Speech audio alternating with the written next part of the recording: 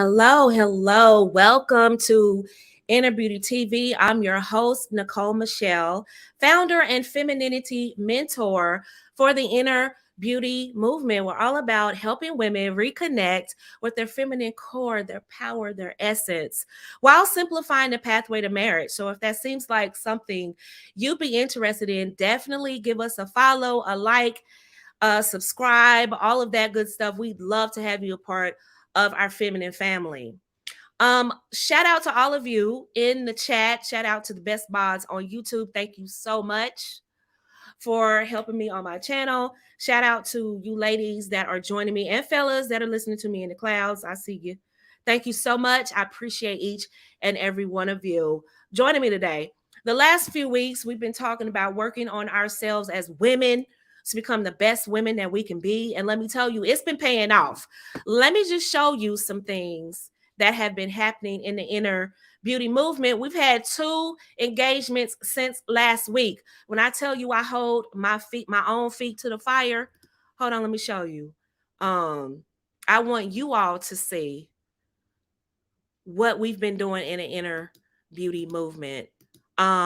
The young lady on the left-hand side here just became engaged. There's another lady that was in the chat. I don't have a photo of her right now, but I'll get one of her who just became engaged. She's getting married on her 1-year anniversary.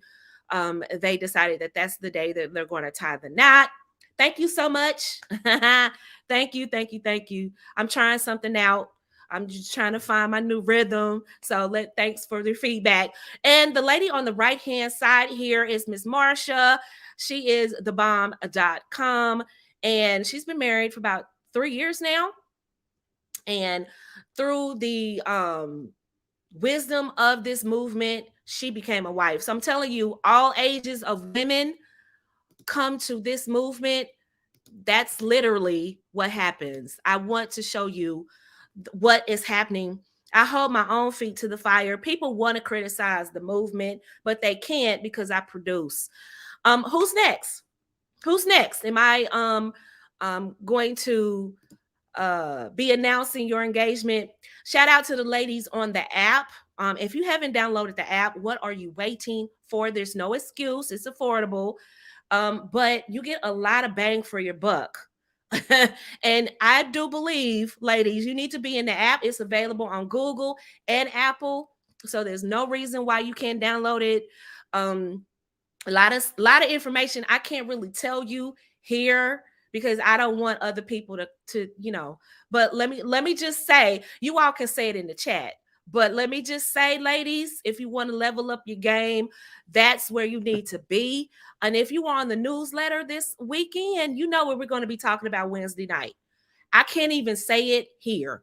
So you definitely need to be in the building on the app. That's where it's at. And we're so far we're 5 stars. So far the ladies are liking the app. Janesta, thank you so much, sweetheart. Oh, she says, good afternoon, Nicole, Michelle, and everyone. Oh, my coffee break.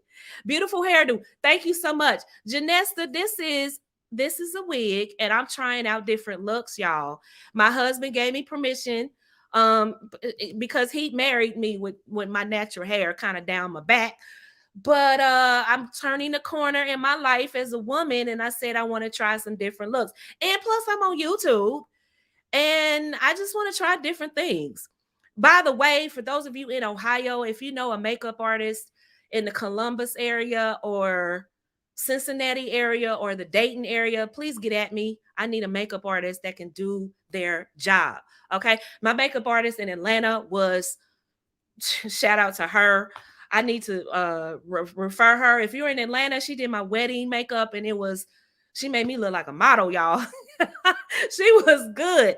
I told her what I wanted and she did excellent. And so if you know any really good makeup artists in Columbus, Dayton, or Cincinnati, please get at me. All right. I prefer on the Columbus side, but if you know any good makeup artists in the Ohio, that little corridor there, please let me know. And they have to be good. Thank you so much. Sasha helped me out with my wig, y'all. She said it looked good, Nicole. I was self-conscious, y'all. just a little subconscious, but Sasha was like, it look okay, Nicole, you good, you good. So that's what we're gonna do. We're trying out new things, and it's okay, ladies, to try different things, try new looks that are going to bring out your beauty. Is absolutely nothing wrong with that. I think a lot of times, can I be honest with you, ladies? Can we talk right here? Thank you so much, Lacey, for your compliments. Somebody said, are the group clinics this week? It is this week, Wednesday night, right? It's always the last Wednesday of the week. So, and if you get in the app after that, you can go listen to past clinics. We've only had one so far, but you definitely don't want to miss the clinics, okay? Because that's where, especially if you want one-on-one time with me and you want to ask me a question or something, that's the time. And the last group clinic, we stayed in that about 3 hours, close to 4 hours, just answering questions. I was just giving them information. They were asking questions. And I think 3 of the ladies are close to getting a ring, close to getting a proposal. And that's what I'm there for, to get you over that, because sometimes you have questions you might not want to ask mama, you might not want to ask your family. It's personal. All work with me is confidential. I don't say who's in my app. I don't say who's asked me questions. You send me an anonymous email. You send me, you work with me one-on-one. I do not tell your business. I only tell you, I only announce engagements to those that give me permission. Otherwise, I do not tell your business. And I've had other content creators, believe it or not, who have larger platforms than me, come to me for advice on relationships. Didn't know that, did you? But I'm confidential, and they know that they can trust me, and they know that what we say in our sessions is, it goes with me to the grave. I don't even share my notes. I don't share any of that. It's like it went one ear out the other. But because I want you to trust me, and I want you to trust the work that I do. And I give my all to you. Shout out and congratulations to the ladies that over the Valentine's Day special offer, they did join the elite. So they are definitely VIPs. And I'm telling them, work me. Okay, work me. So my job is to get you to the end zone, whatever that is. Be more feminine, get married. Most women come to me because they want to get married, but some women come to me because they want to be feminine. Whatever the case may be, I'm here. Work me. That's what it's about. That's my job. Okay. I will not stop until you get what you want. Stay with me as long as you need to stay with me to get what it is you desire. That I want to get to know you personally. You're welcome, Janessa. That's what it's all about. I want you to get to know me personally, because I believe that that's how women develop into the women that they want to be better, when they get my notes here, when they have more FaceTime with me. So thank you all for liking the video, subscribing, sharing, let people know that we are live and in effect over here. So the week before last, we talked about healing the heart. And like I told you before, healing the heart is all about healing for you. Forget a man, forget children, just for a second. Forget all of the things that we want as a result of healing. Healing is really for us. Healing gives us a more rounded, free life, more fulfilled life as a woman, because we're healed of all the trauma, the pain, the disappointments, and heartaches. And is it a lot of work? Absolutely. It's going to be a lot of work, but it's well worth it, because as women, a lot of people, let me tell you something, ladies, a lot of people look to women for their sustenance. They look to women for their emotional support. They look to women for a number of things. And what happens is we martyr ourselves to take care of other people. It could be a man, it could be our children, it could be family members, but we're constantly martyring ourselves to help other folks. And while that's fine, a lot of times if you're not healed, you go overboard, and you give and you give and you give till you can't give anymore. The problem with that is you wear yourself out. You hate the word femininity because you feel like it puts you in a position of weakness. You hate people who ask of you. You really don't want to give. And now you become this self-care guru or this self-care queen. It's all about me. I just saw um uh, a TikTok of a woman who basically said, now she's over 50, and I'm illustrating, I'm saying her age for a reason. She's over 50 saying it's all about me. I'm selfish. It's all about me. And I'm like, okay, that's really good. That's something you expect younger women to say. But what I heard is I heard pain. I heard for most of my adult life, I've been giving and giving and giving to other people, and now I'm worn out. And now I'm tired of being given to other people. That's what I heard. And the problem with that is really being a woman isn't giving until you can't give no more. Give till it hurts. Right? That is not what I'm teaching as a feminine woman. I know a lot of people are going to take that. They're going to take that from what I'm saying, but that's not what my intentions are. My intentions is to help you heal or get you in a position that you see what it is you really need so you can really get that and heal and move on to get the life that you want. And so they feel like I got to give and give and give because they haven't been taught to heal. They haven't been shown to heal. They actually believe getting therapy and asking for help shows that they're weak and they're less than. So what they do is they give because they think they have to earn love. And so what it does is it perpetuates pain. Well, we want to get away from that. And so that's what we talked about a couple of weeks ago, was healing the heart. Last week we talked about how to discover what kind of woman you are. And I was describing briefly on Clubhouse before I came over here. Hopefully my Clubhouse ladies are going to join me on YouTube because it's going to get deep here.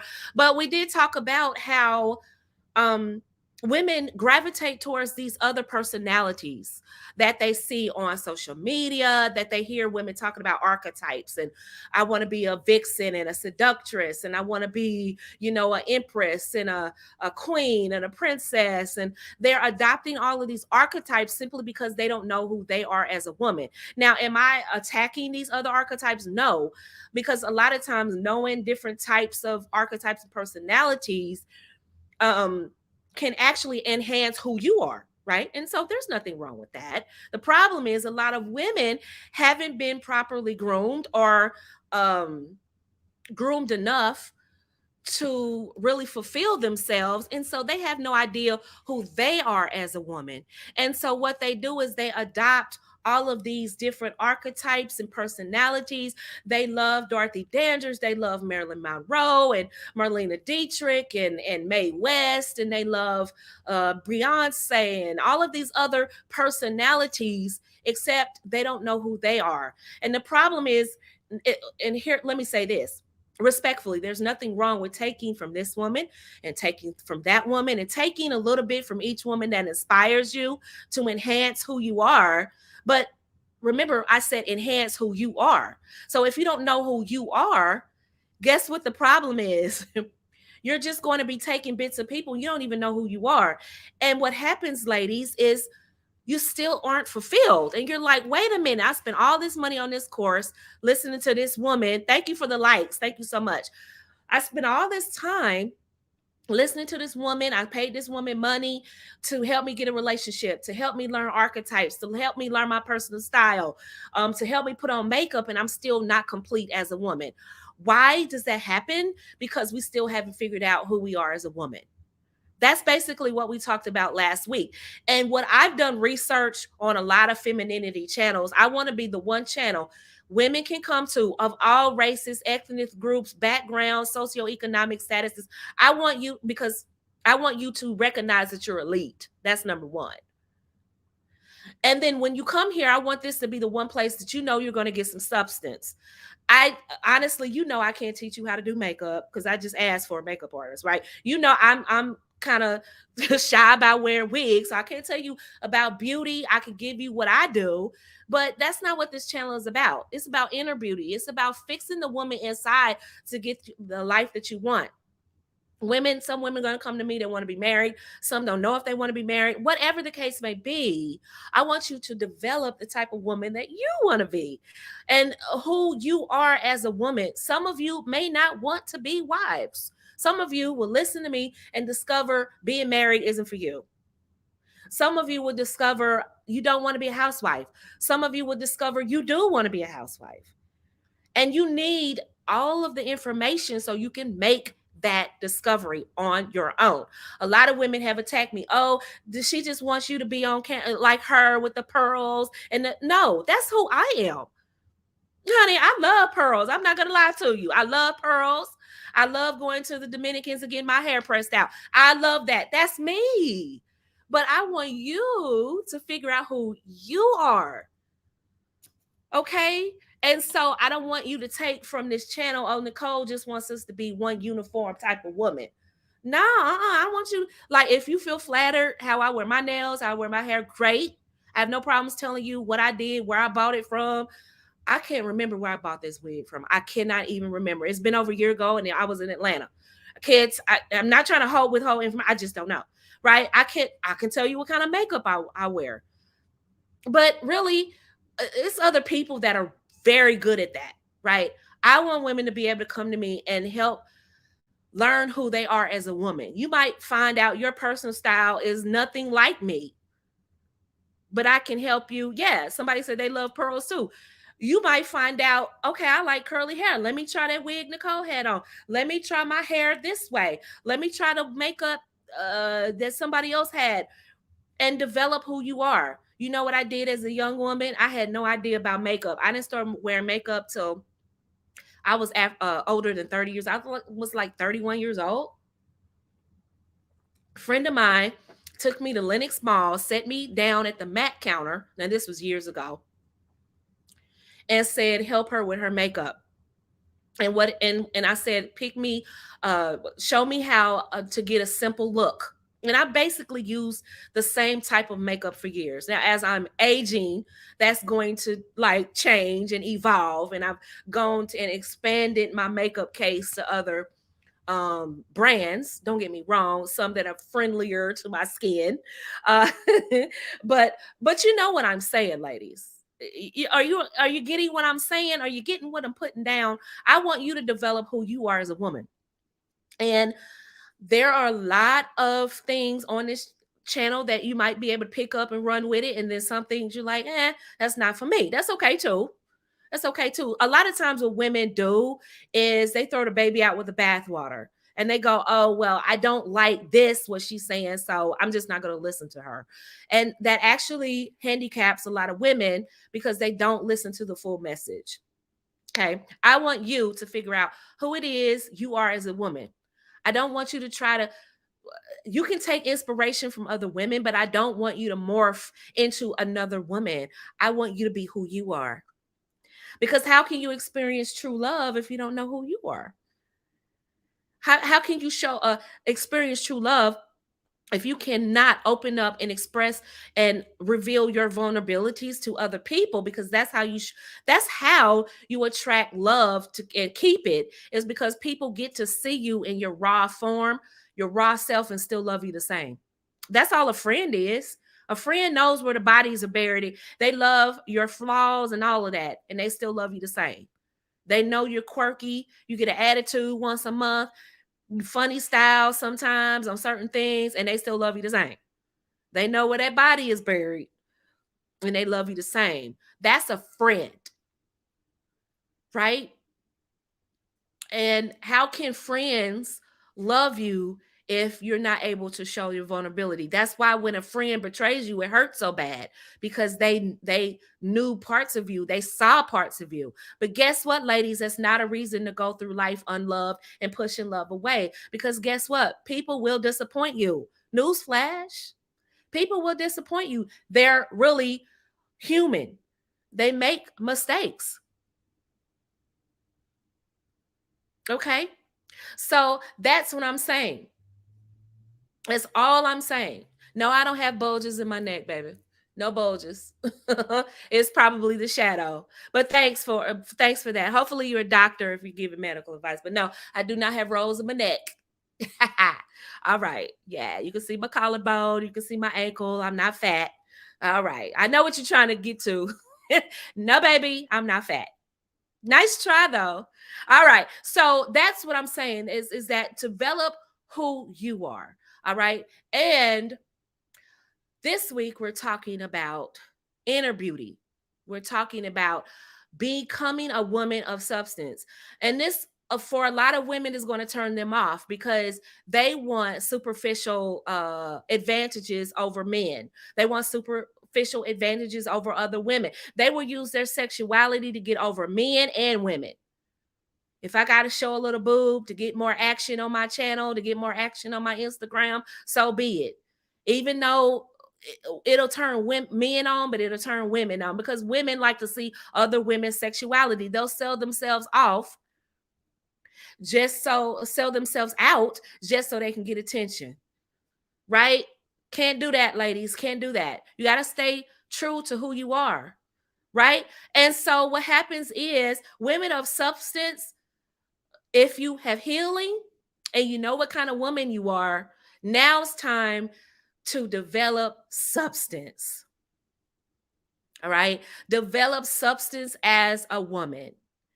And what do we mean when we say substance as a woman? Many of us are that you're listening to me right now, you already have substance.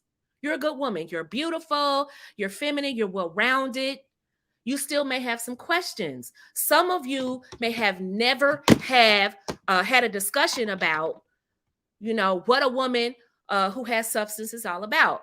So I just want you to listen, and hopefully this is going to help some of you develop substance. If you've ever had a man ghost you, several men back to back to back ghost you, if you've ever had friends say that you make things all about you all the time, right? If you've ever been accused of being narcissistic, it's all about you. If you've ever had men always ask you, what do you bring to the table? What are you talking about? First of all, this conversation isn't about how to get a man. This is about developing who you are, having substance, because women of substance, their lives are so well-rounded that they attract everything that they want easily because they have substance. People want to stay around them because they have substance. Thank you so much. Glad to see your channel monetized. Thank you so much. Shout out to Sec Amethyst, the lioness of videography. All right. Love it, love it, love it, love it. Thank you so much. Share with us your YouTube channel. I love to tell people where your channel is so that we can support it. Definitely want to give your channel a shout out. So thank you so much for that super chat. Appreciate it. But women of substance have no problems attracting people and keeping people, not just in relationships, but in business. They are lovable mothers. They are lovable women in society. People love listening to them. They are very influential. Women of substance have a very well-rounded life, not just in relationships. And these are secrets I've put into action over the years myself. And so now I'm passing it on to you, ladies. I don't want you to ever feel like I'm speaking or teaching, from this superior position, because I've had my own struggles, okay? And so I want you to like listen to me and go, oh, okay, I understand what she's saying. And feel free to ask questions. When I'm teaching, a super chat will get me to stop. Other than that, feel free to wait till the end and feel free to ask me any questions about relationships and things like that. Now's the time to do it.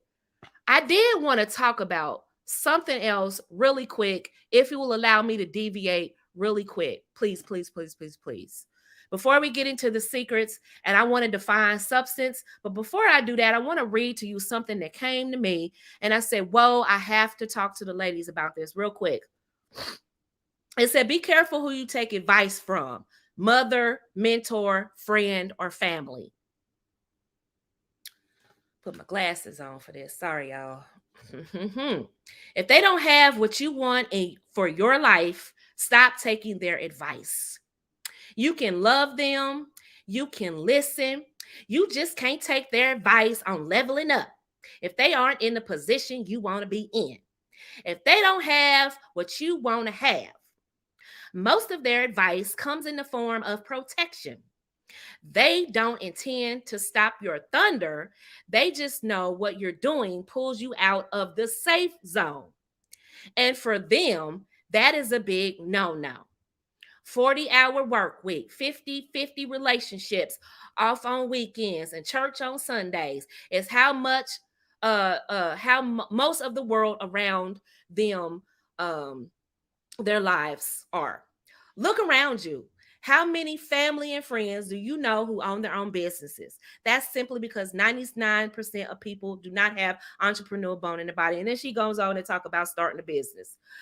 Ladies, I just want you to understand horror babble when you hear it. A lot of women will tell you part of being leveling up is don't listen to your mother who cares about you, who brought you in the world, who loves you. I'm talking about people who have given you sound advice. Mentor. Don't listen to women like Nicole. Don't listen to your friends who know you and love and know your dirt and love you the same, who've been with you through thick and thin. Don't listen to them, and don't listen to family. Definitely don't listen to your father. Don't listen to your male relatives. Don't listen to men around you that's in your family. She didn't even put men on here. Just don't listen to them because they love you and they're only talking about safety. Wait, what? Isn't that what women need in order to be feminine? Is to be safe? Huh? So let me get this straight. Your mother who wants to keep you safe, I want to keep you safe. Your friends want to keep you safe, and your family wants to keep you safe. Don't listen to them. Think outside the box and think about leveling up. This same person is somebody that told women to go to the bar, sit at that bar, stick their breast out, bend over, and attract men that way. Like drop something on the floor, bend over, pick it up so a man can see you. But first, you have to make eye contact with him. Bend over, pick it up. Now you're at the bar now. You're at a bar and you bend over, pick it up so he can see your backside. This is the same person that told you that. Mind you, this is the person that says, be careful who you take advice from. Your mother, your mentor, your friend, and your family. Because they're only thinking about safety. They want you to stay in this safe box. This is somebody that's telling you to go to a bar and bend over so men can see you. Do you all understand it's called a crime called solicitation? You can be picked up for solicitation. Did you understand that, ladies? They're basically grooming you to go out here and act like. Don't listen to Nicole, because all she do is just her boring life. Right? Don't listen to your mama, because all she does is her 50-50 marriage and her going to church on Sundays. Don't listen to your friends because they're miserable too. Don't listen to your family because they just want to keep you safe. I want to keep you safe and out of jail. I don't want you to go to jail trying to pick up a man. Do you see how unsound the advice is? It's the nerve for me. This is a known, like she literally tells her clients that she used to be a sex worker. She literally said that. She tells her clients, I was a sex worker, and she teaches women how to be a sex worker. And this is what our young women are growing up listening to. And then they wonder why men don't want to take them on dates. They wonder why men don't want to pay attention to them and give you nothing. I'm not going to tell you to go out here and act like a sex worker. I'm going to tell you to just be yourself. And men are going to volunteer to be. I'm not going to tell you how to finesse men. Finessing comes from women who are kind of angry, who didn't have a father who kind of groomed them and loved them unconditionally. So they feel like they have to finesse. Do you understand? Finessing is for women who don't believe that they're as elite, as powerful and beautiful and stunning and gorgeous and enough already. So they feel they have to go above and beyond being just a feminine woman. So they feel like that they have to manipulate things because they don't believe that just being a feminine woman and being beautiful is enough. I never tell my client, you do not have to go above and beyond for these men. If anything, he should be going above and beyond for you if he wants you. I'm not saying manipulate a man, just because you have the power to. I'm saying communicating your worth doesn't come in the form of bending over at a bar so he can see your behind, showing your cleavage online. Do you know it's a lot of I have a lot of clothes in my closet. There are outfits, Tony will tell you, I can come on camera and show some cleavage. Oh yes, baby, I can do it if I really want. You do not want to compete with me with showing cleavage because I got way more than a lot of y'all. Oh, woo, hallelujah. But let me tell you, I will not come on camera and show you ladies to do something you don't have to do. Because see, what comes out of my mouth is worth it. I don't have to do that, and neither do you. You're already curvy. You're already beautiful. You're already stunning. And you add femininity to that pretty privilege. And guess what? You don't have to manipulate. You don't have to finesse. You don't have to do any of that. And this is literally what a lot of people are teaching is women how to finesse. Now, what they're going to do is get you arrested with solicitation on your record. And how's that for leveling up? Thank you so much for the compliments, y'all, because, you know, I was kind of self-conscious about the wig. So thank you. Shout out to Understanding Husbands who said, look, you're on camera. Do what you have to do. He's supportive. Thank you. But please understand, ladies, I never teach out of a place of envy or jealousy. And a lot of teachers, can I help you understand something? If she's over 40 and she's teaching you to go to a bar, can I talk to you real quick? Lady, she's jealous of you. Why isn't she teaching you just to be you and just be beautiful?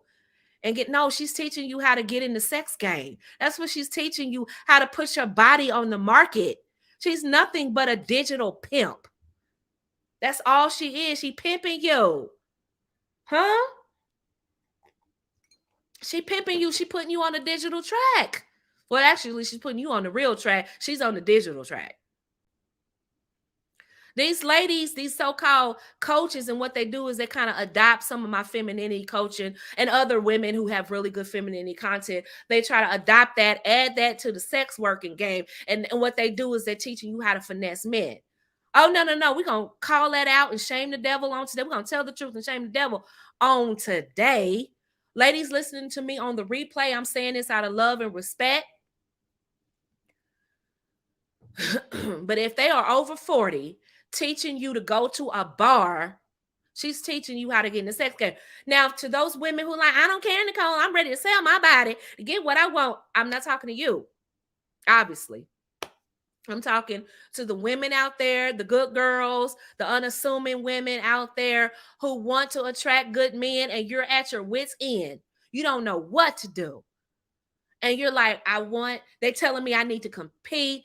I know I want to be married. I want to, attract a good man. They're telling me to vet better, but it seems like I'm not getting a better, good choices out there. And so what you do is you give up and go, oh, Nicole, she old. She don't know what she's talking about. And what do? You go get the biggest, most flashiest, whatever. Your hair is flashy, makeup is flashy, clothes is, revealing, tight. And you go, I'm going to get what I want now. And you listen to these old women who didn't really win in the game, because can I tell you something else? If you're selling your body for money, you're not winning in the game. Winning in the game, and when I say game, I'm talking about in life. I'm really talking about life. You're not winning in life if you have to sell your body. Let me take a sip on that. Everybody that have your cup of coffee, your drink, take a sip right now. Take a sip. If you have to sell your body, you're not winning. And they'll convince you that selling your body to a man and getting money for him is winning. No, winning is having him say, I am saying before God and man that I'm giving up my single life. I'm going to try to be the best man that you want me to be. I'm going to take you off the market. I'm going to put you in a home. I'm going to pay those bills. And I'm going to be a father to those children every single day. That's winning. You're winning when a man says, I'm going to pay all your bills. And I just want you to stay at home, be pretty, take care of the home, take care of the children. Do your part, right? You have a part, you have a role to play, you have duties, right? Even if you decide to stay in the workforce, they still say, do what you can, but I'm still giving you that comfort. That's winning. Winning is claiming you over all those other women. No. That's my woman. I'm claiming her. I put my name on her. I'm forsaking all others. That's what the vows literally say. Forsaking all others. We're not talking about men who can't control their pimping. We're talking about men who literally say, I'm going to try to do the best I can. And he tries every single day. He gets up out of that bed, tired or no, and goes to a job he might or might not like and gets it for you every day. He getting it for you. You the only woman he want to sleep with. You the only woman he wants to have children with. That's winning. But these whores will convince you that winning is getting out here selling your body to a man you barely know. D'Angelo Colbert, thank you so much. He said, I'm so glad to hear this truth about female pimps. D'Angelo, I didn't mean to be that crude. I'm sorry. I didn't mean it. But that's what it is. They're digital pimps. They're pimping my ladies. No, don't do that. No. Thank you so much for the super chat. But it's basically digital pimping. They're telling you how to get over on a man. Is that not what pimps do? Is that not what pimp? Go back and watch the movie The Mac. Is he not training women on how to get over on other men? Is he not doing that? Huh? I'm just, I'm just trying to make a correlation that what is different about what these coaches are teaching you. I don't want any parts of that. And neither should you, because you're so much better than that. You don't need to finesse a man to give you anything, to be nice to you, to be sweet to you. Men are desperate for love out here. I don't mean desperate in a bad way. I mean, they're humans. They want love. And for a lot of them, you're so pretty. I'm looking at the women on Clubhouse. Nicole, Tanya, Janelle, Belaney, Marie. I hope I'm not butchering your name. Tawana, Demi. They want to get in your face already because you're attractive. And they're just hoping, they're crossing their fingers behind their backs, going, I hope she's the one. I hope I can stop dating. I'm tired. I'm not talking about men in the sexual market who want to continue playing those reindeer games. I'm talking about the men who want wives. They're going, she is so beautiful. I'll marry her right now if she's the one. If she just treats me decent, just halfway decent. If I can trust her and she's into me, oh my goodness, I'll marry her. A lot of men won't tell you that's how they think, but a lot of them, they're thinking like that. You just need to be healed. You need to know what kind of woman you are. And today, you need to be a woman of substance. See how I did that? See how I did that? Ladies, if you have not already gone and listened to the other lives from the last few weeks, you need to. Everything I teach you is building blocks to you becoming a thorough woman. Thorough, total, complete, whichever word makes you feel better. I want you to be the best woman. That's why the women that come through my program are second to none. They'll tell you, for some of them, it's grueling because they haven't been groomed. A lot of this stuff, they're being introduced to it. But for some of them, they're being reminded of what they were taught. For some of them, it's a journey. And I'm telling you, I'm cramming everything that I learned as a girl, a young woman, from my mother, my grandmother. I'm cramming all that into a course so that you get it. But I didn't do that to say that. I said all that to say stay away from the female pimps online teaching you how to get in the game and manipulate men. That is not what I teach you, ladies. You don't have to. All you have to do is be a good woman. Well, Nicole, if I be a good woman, he gonna get over. Okay, well, then that's not the man you're supposed to be with anyway. Glad he showed his true colors, reject him, and throw him back in the pool. Easy as pie. Easy peasy. Do you know how grateful I was when a man showed his hand? Huh? I didn't cry about it. Oh, these men are hard. No, you just need to adjust. Obviously, dating pretty boys with no money isn't working. So let's adjust. Obviously, right?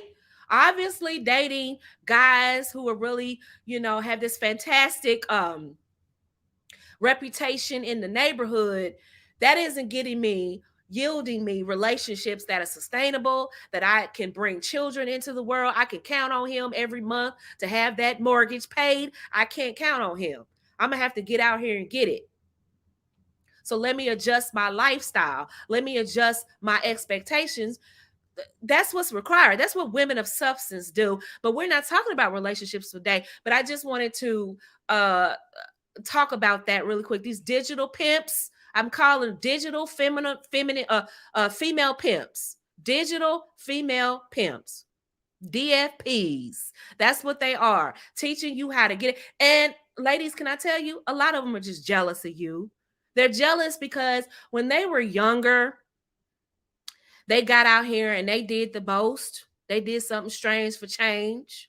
And they feel some type of way that you're young and beautiful and that you have social media and that there's women out there teaching you teaching you the game, teaching you about life, teaching you. When I was growing up, it wasn't a whole lot of spaces outside of some books that taught women how to become a woman, how to get substance, how to become a woman of substance, how to discover who you are as a woman. All you can do is log on YouTube and have an older woman teaching you about life and how to be a woman. And so they're mad about that. They're jealous of you, Tanya. They're jealous of you, Belaine. They're jealous of you, Marie. They're jealous of you, RM. They're jealous of you, Sasha. Why did they get to get that? I didn't get that. So what do? They come in here and they sabotage you. They can't wait to see you fall. They can't wait for you to come up with a baby, a disease, get arrested for solicitation off their advice now. They can't wait to see you messed up in the game. Get your face bashed in from a trick. They can't wait to see you robbed and cut up. They didn't tell you about that lifestyle, did they? They didn't tell you about the ugly side of the game. They didn't tell you about these rich tricks who take you in these spaces and beat you up and potty on top of you and turn you out and get you in these situations. They don't tell you about that, do they? Nah. That wouldn't get them paid. Now, would it? A pimp never goes up to a young girl getting off the Greyhound talking about, yeah, so like, yeah, like you can get some money, right? But one of those tricks might actually cut your throat. You might run into the Green River Killer. They never tell you that part, do they? They never tell you might get picked up for solicitation on that corner, though. Do they? No, because then they can't get paid off of you. So, how is a digital female pimp different from a man who's grimy, who uses your money? Huh? Who asks you to give him money out of your check? How is she different? Well, he gets sex and he asks you for it. What's the difference? Can anybody highlight to me a difference other than she's a woman and he's a man? So you're basically letting a woman finesse you. She's making you think she's teaching you how to finesse men, but she's really finessing you. I'm laughing, but it's not funny. I've shown you my work. I show you what I do. I get women married. I get them into in protected situations as wives. I don't put you on the street. I don't put you to work. That's what they call it. Put these women to work. That's what they call it. That's what they say about you behind your back. Put these hoes to work. That's what they say about you. I'm going to get these hoes to pay me. They are nothing but digital madams. That's what they do. Oh, but the devil is a lie. I'm going to tell you the truth. I'm going to tell you the truth each and every time.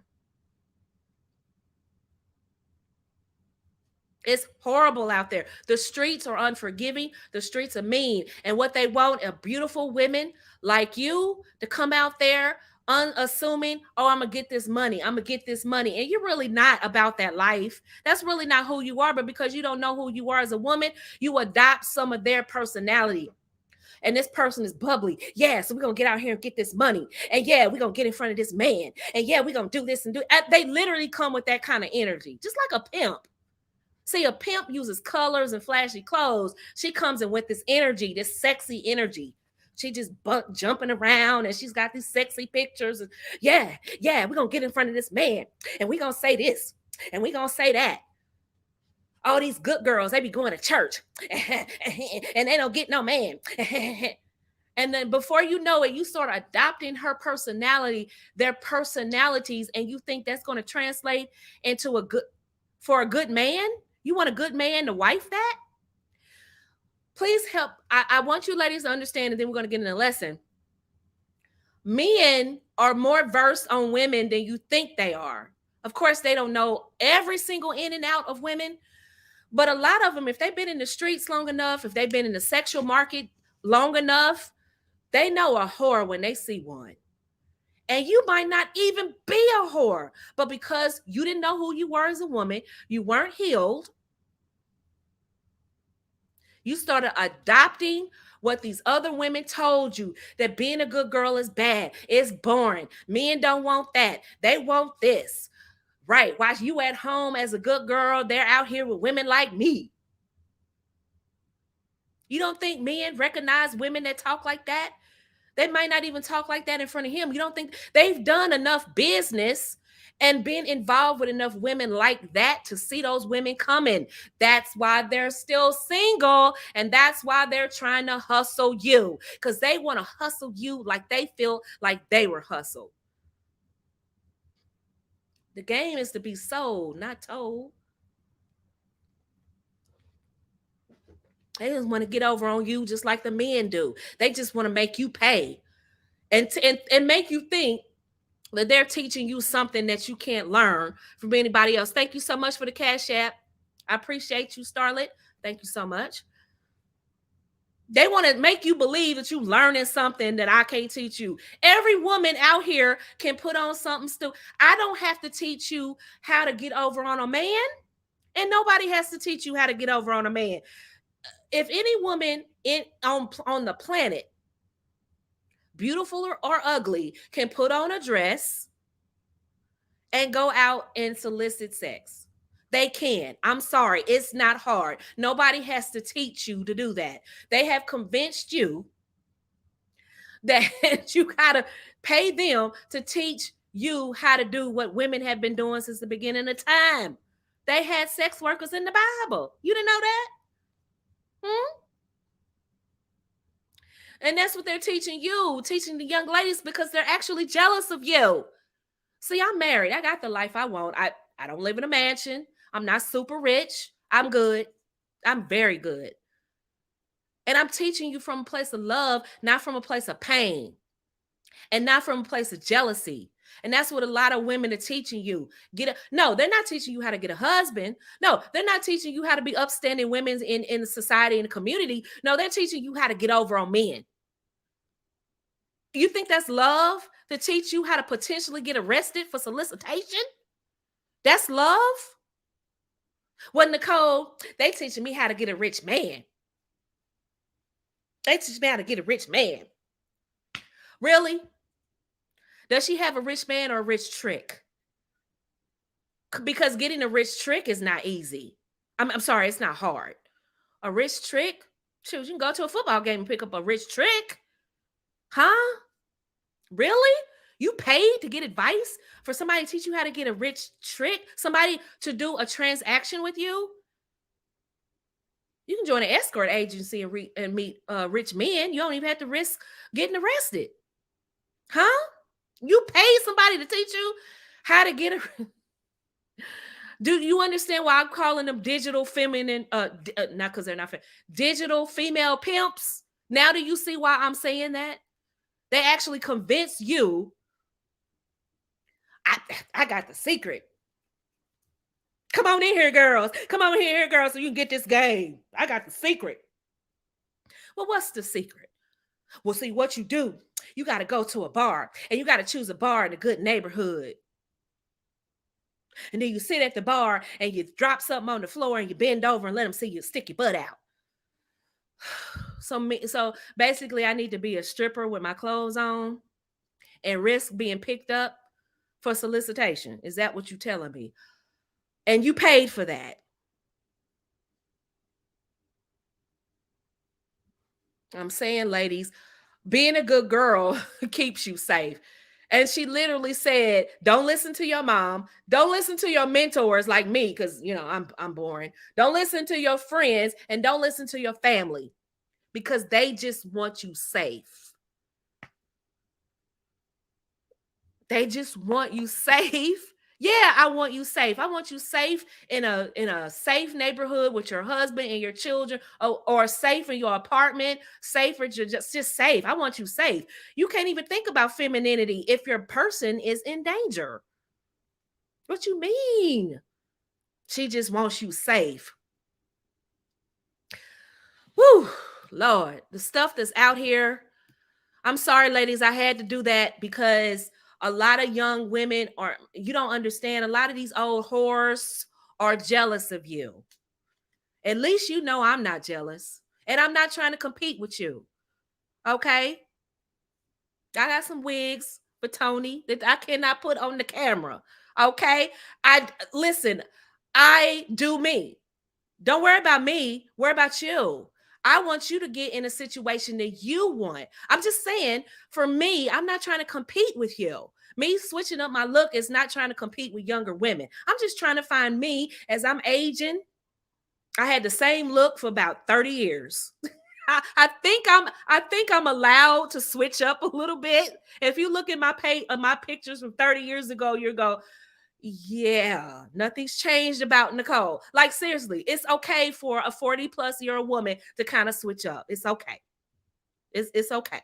But that doesn't mean I'm trying to compete with younger women. A lot of women out here are still trying to thirst trap men at 40, 50 years old. They're trying to compete with a 25-year-old, making themselves look really crazy. Now, are these women like really hot for their ages? Absolutely. But they don't want to age gracefully. They don't want to believe that, it's not your time anymore. When I was growing up, grandmas wore therapy shoes. What, the therapeutic shoes? I'm not trying to be funny. That's why everybody loved my grandmother, because my grandmother still wore nice heels to church and she was like in her 60s. But most grandmothers wore those therapeutic shoes, those those therapeutic stockings. Look, so and when I saw older women that were kind of like still trying to compete with younger women, I knew what that was. Everybody knew what she was. See, in Generation X years, women kind of was like, it was shame to it. I don't want people to know that I get down like that. And now women just come all out. Yeah, I sleep with my daughter's boyfriend. Eek. Yikes. 50 is the new 30. That's what I'm saying. Yeah, hey, no power to you. No power be to you. If that's what you want to do, you get out here and you feeling yourself, and you can compete with 30-year-olds and be my, hey, you don't need my permission. What I'm saying to the younger women now, a lot of that is salt and sugar because they didn't have anybody teaching them and directing them and grooming them. And they're mad at you that you do. You have people that care about you. You have people like me. You have people like Tony cares about you. He's a de facto uncle for hundreds of women. Like, it's a lot of women out here that care about you. A lot of women, they don't like a lot of makeup and a lot of stuff. They are just who they are. They don't go out and turn up, so they don't need wigs and makeup and stuff. I'm on camera, so I'm doing a little bit different. But some of them they're just who they are every day. And so you might not want to be them, but you can still glean from their wisdom. That's really the point I'm trying to make. Does that make sense? But these digital female pimps are going to have y'all turned out. And by 30, you're going to be ran through. And men don't value women that Now, this part I do agree with men. They don't value women who don't value themselves. You can say, the Bible says, who can find a virtuous woman? For her price is far above rubies. When's the last time any human that you know laid eyes on a genuine ruby that came from the earth? That wasn't generated in a lab, a real ruby. The Bible even says it's hard to find a virtuous woman because her price is far above rubies. Somebody Google how much a ruby is worth. And it's far above that. That's what the Bible said back in the Bible days. So your value, if you don't know your value and you're giving your body away cheaply, like these digital female pimps tell you to do, why should he value you and take you as his? Huh? Right. Let's talk about it. What does it mean when we say substance? When we say that a person has substance, we're usually referring to the idea that they have qualities that go beyond just surface level appearances and behaviors. Rather, a person with substance has a deeper, more meaningful character that is rooted in values, principles, and beliefs, which we're going to talk about. They have a strong sense of self, a clear understanding of their own identity, and a well-defined set of priorities that guide their actions. A person with substance is often seen as someone who's reliable, trustworthy, and authentic. This is where you'll get called boring because you're reliable, you're trustworthy, and authentic. We didn't say that you couldn't be mysterious. We didn't say that you couldn't be eclectic. We didn't say that you couldn't know who you are and live your truth and all that. It didn't say any of that. It just says you're somebody people can depend on. You're somebody people can trust. And you're somebody people can take your word for it because you're authentic. You don't come off as fake. People can believe you when you say something because you're genuine. That's a woman of substance. They are able to handle difficult situations with grace and maturity, which we're going to explore in later videos. And they have a certain depth of character that allows them to connect with others on a deeper level. They may also have a sense of purpose, which we're going to talk about later this year, or direction in their life. Ladies, how many of you are looking for your purpose, trying to find direction? You think finding your direction is you're going to find that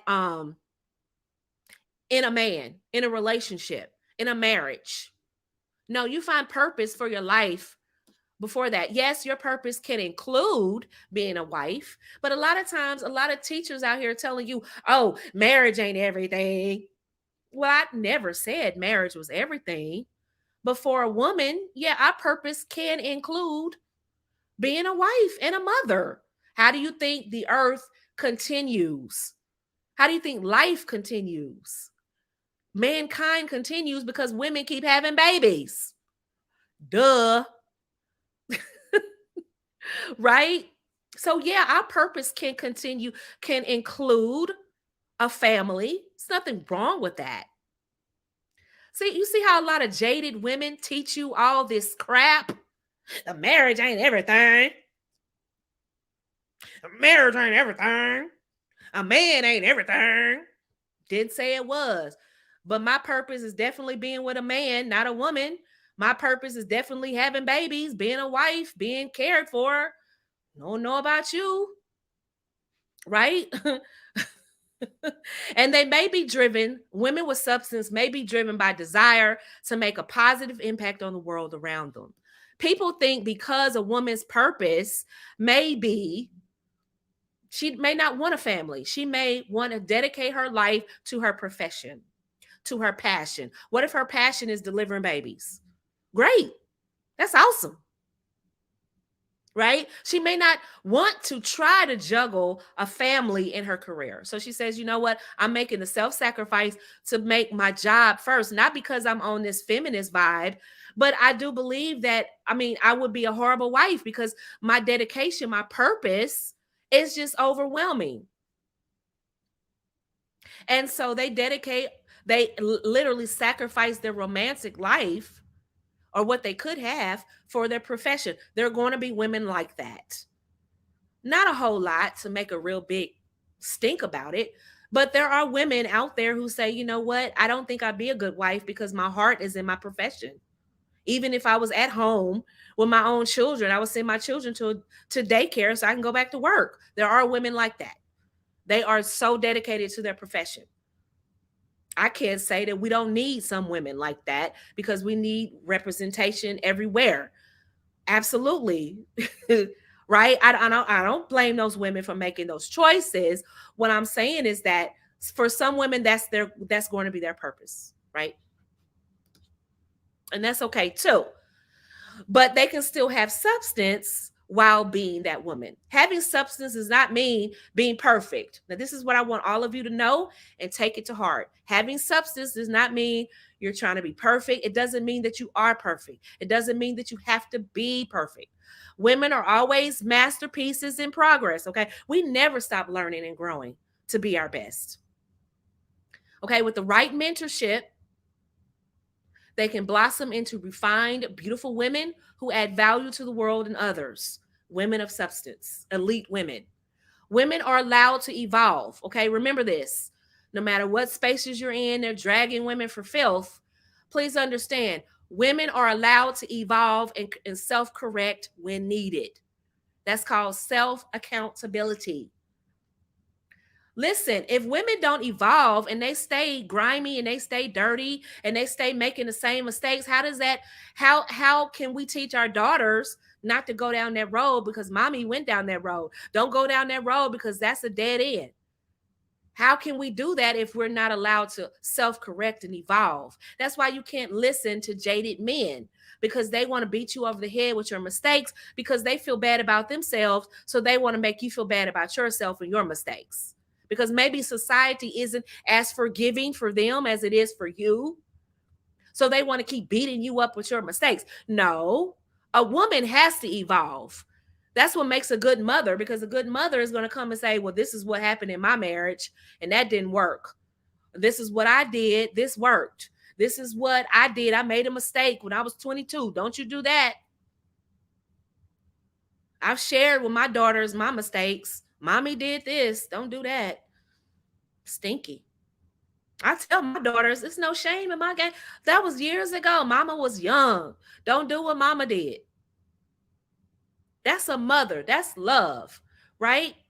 And how can I do that if I'm not allowed to evolve and clean up and go, that was a mistake. That was horrible. Don't ever do that again. Let me share that with my daughters so that they don't make the same mistake.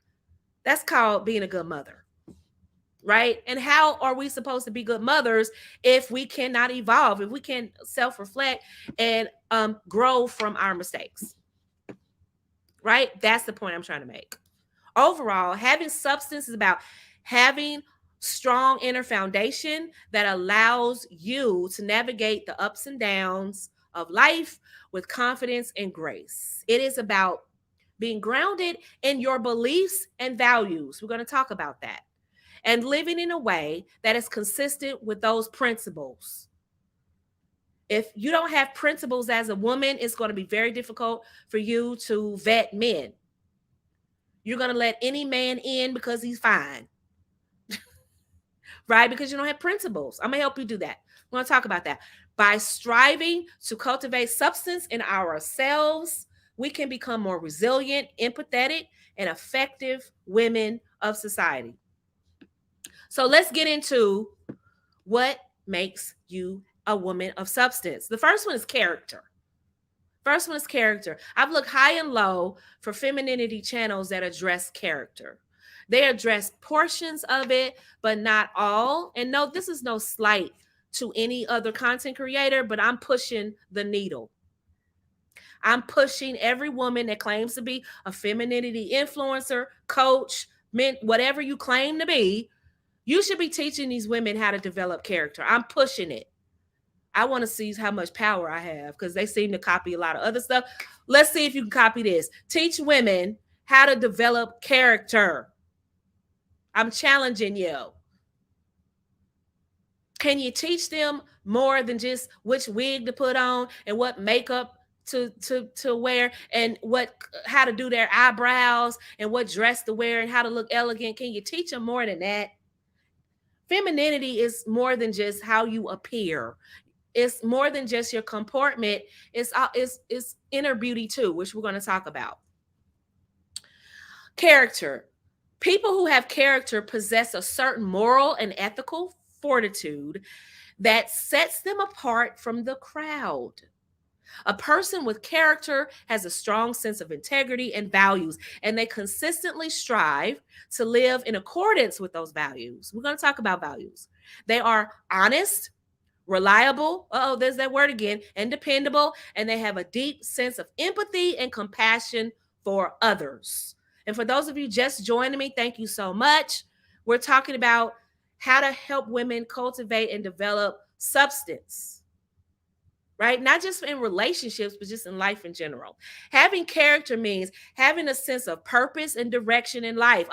We heard that before. And using that purpose to guide one's actions and decisions. It means standing up for what you believe in, even when it's difficult or unpopular. And having the courage to do the right thing, even in the face of adversity. So you have the an opportunity to get over on a man. You see that he's, and I'm using this as an example, but it's not just about having a man. Okay, I'm using it as an example. You meet a guy, he's into you, and you go, he's so into me, he'll give me the sun, moon, and the quasars if I ask for it. And so you take that as an opportunity to kind of manipulate the situation. You don't really like him like that, but you're like, I know he's into me. And all I need to do is look at something hard enough and he'll get it for me because he's into me. But I'm not that into him. Now, a woman of character and integrity is going to go, I could manipulate the situation, but I'm not. That's a woman of character. A woman of character is a woman that doesn't teach her daughters, do as I say, not as I do teaching. You ever seen that? Mama's getting ready to go out and run the streets, but she tells her daughter, do as I say, not as I do. That's not a woman of character. But she's teaching you, in her mind, she thinks she's teaching you to have character when she doesn't. Does that make sense, ladies? See, a mother of character is going to say, look, I don't want you running the streets, and I'm not going to run the streets. I'm going to teach you how to be a good woman of character by demonstrating that with my own life. That's a woman of character. Being a woman of character also means standing up for what you believe in, right? Okay. You ladies who have chosen to work on your femininity, those of you who have chosen to start your feminine journey and things like that, you're developing your character. You're developing your character. You're developing resilience. You're working on your honesty. You're working on your empathy, your compassion for others. You're becoming more reliable because you're becoming reliable to yourself. See how that's tying into that, right? It was a choice that may or may not be popular with your social circle in the beginning, but you have the courage to continue. That's character. You could have chosen to lie, lie with your husband, your man or your husband, yet you didn't because you have high moral character. That's what I'm talking about. Okay. When we talk about character, we're not just talking about a person's behavior in one specific situation. We're talking about a way of being that permeates all aspects of a person's life. A person with character is someone who consistently strives to do better, to be better, and to make a positive impact in the world around them. That's all of you. All of you that are on your feminine journey, all of you that are wives seeking to be better wives, be better women, right? To work on your femininity. You're already doing that. So applause to you. Pat yourself on the back. You're already becoming a woman of substance. Femininity alone isn't enough, but it is the beginning. Absolutely. Having character means having the strength and the will to be the best version of yourself, no matter what challenges come your way. So let's all strive to be people of character and use our strength and values to make the world a better place. Now, you might be asking, Nicole, how do I develop character? No problem. We're going to talk about it really quick. Developing character means it's about cultivating your values, your beliefs, and your behaviors that reflect who you are as a woman and that guide your actions and decisions in life. So remember last week we talked about who are you as a woman? That's why that lesson is so important. And that's why it came before this week, because you need to know who you are. Okay, we talked about values last week and we talked about beliefs last week, right? Okay, all of that is part of your character. That's part of who you are as a woman.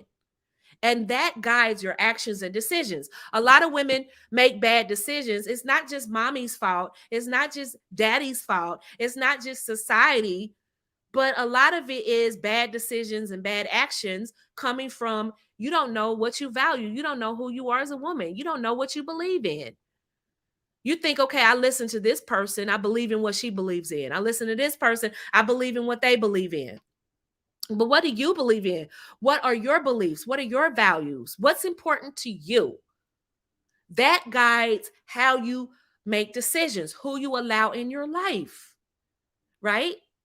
See how that all automatically is affecting your vetting? See that, ladies? Developing character requires a commitment to personal growth and self-reflection, not just self-care, not just, oh, I'm leveling up. I'm going to let men know what is good. I'm my self-worth. I'm the prize. No, no, no, no. Personal growth. That means you're growing as a woman. You're not where you were 6 months ago or a year ago or 6 years ago. Self-reflection, able to look back on things and go, okay, I understand. I can learn from that.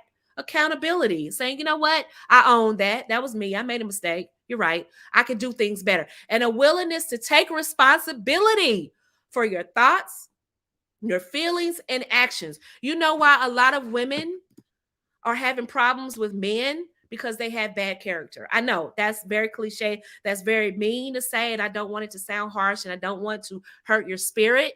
But I need you to listen. Listen to me right now. Listen to Auntie right now. A lot of women, they are generally women with bad character.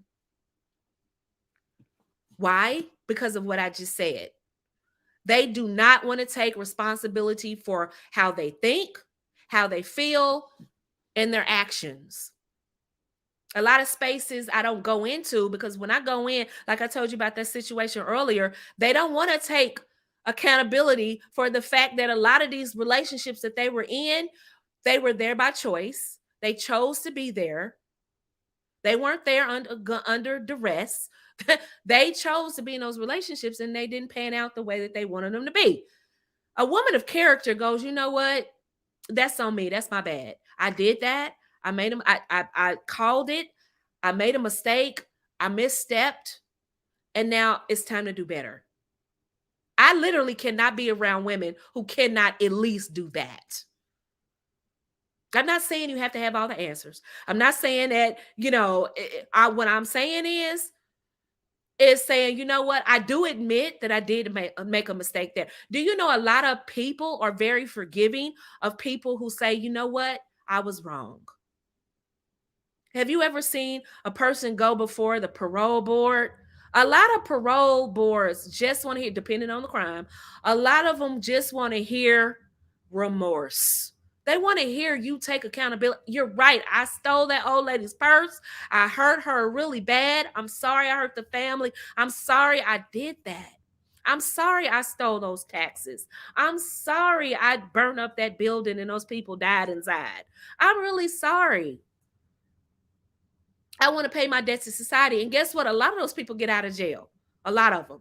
Because depending on the crime, a lot of times the parole board just wants to hear remorse. Do you really want to be around women who don't even want to say they're sorry?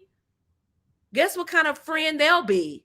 Guess what they'll be doing to your husband behind? See, this is how I look at it. See, I'm a Scorpio, so I kind of go all in the woods with my thoughts sometimes. If I'm around a woman who doesn't even want to be held accountable for her foolish decisions, that's the first one that'll be trying to sleep with my husband, trying to send him an email. I like what you said. And the moment he falls and sends her, she's gonna misconstrue. Yeah, your husband was trying to get with me. Yeah, da da da da da da da. She will have no remorse. She will not take responsibility for nothing. You see what I'm saying? And a lot of you are friends with people who refuse to take accountability. If they go into a store and are loud and disruptive in the store, and the manager of the store says, I'm sorry, you ladies, I'm going to have to put you out. They're racist. They're this, they're that. No, you were disturbing the other shoppers. You were in there. It was two of you all, and you sounded like a mob in Rome.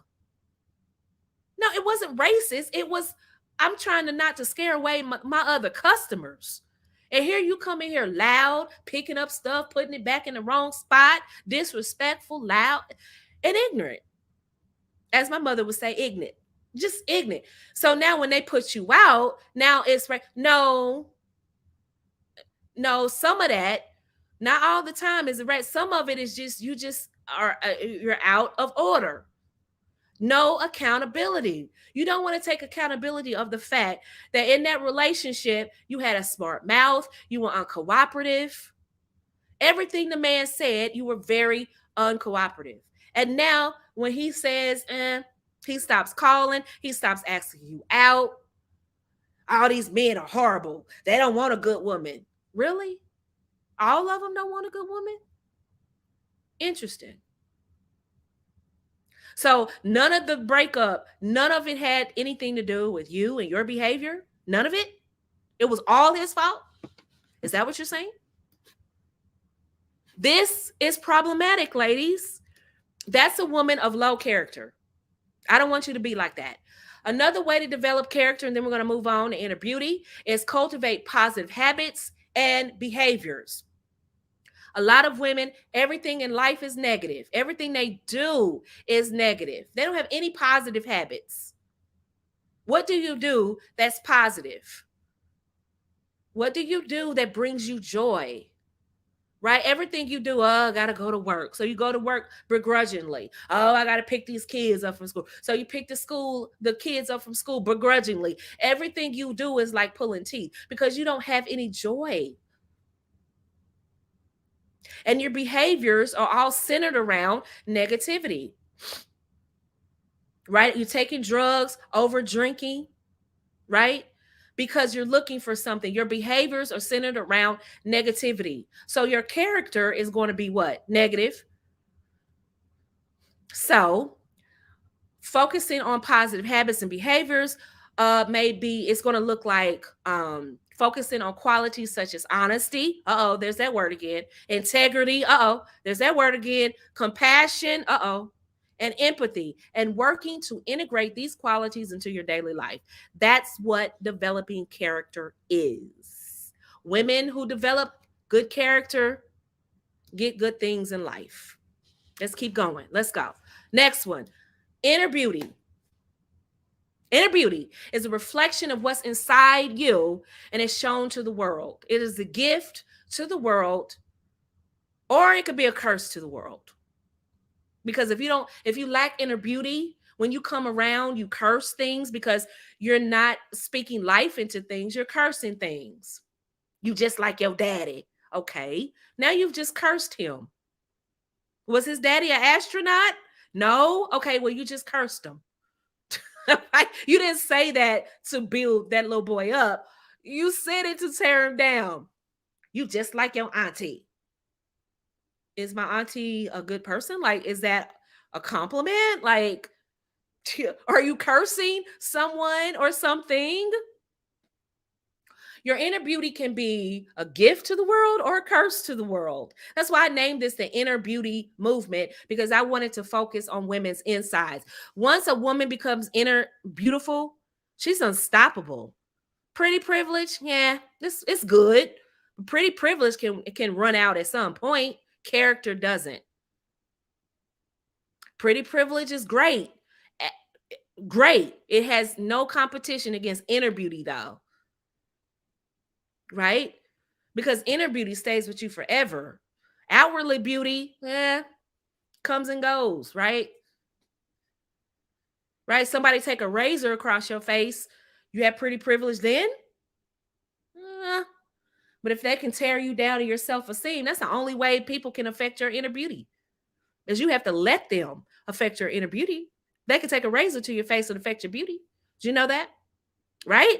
Didn't think of it that way. But that's what inner beauty is. Being authentic and all of that. Inner beauty is evolving, right? All of these beautiful people, there's a reason why people don't want to keep them. They're like, oh, I want to go out with this person and say I've been out with this person. You know, I had a crush on her back in the day. Let me go out with her and take a picture of her and show the world that I went out with this person. Did you ever stop to think why that person doesn't want to keep that starlet? They don't want to keep that woman. She's cultivated a lot of outwardly beauty, but not a lot of inner beauty. When we talk about inner beauty, we're referring to the qualities and attributes that make a woman truly beautiful on the inside. These qualities go beyond just physical appearance, and they focus on character, values, and a personality of a woman. We're going to talk about that. Inner beauty is about having a sense of self-worth and self-respect. Uh-oh. Oh my God, Nicole is teaching respectability politics. Yep, sure am. Why?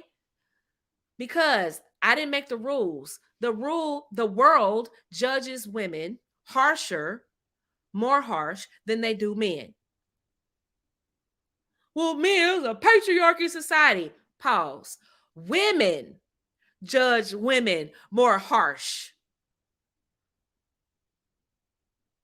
Didn't know that. Think about it.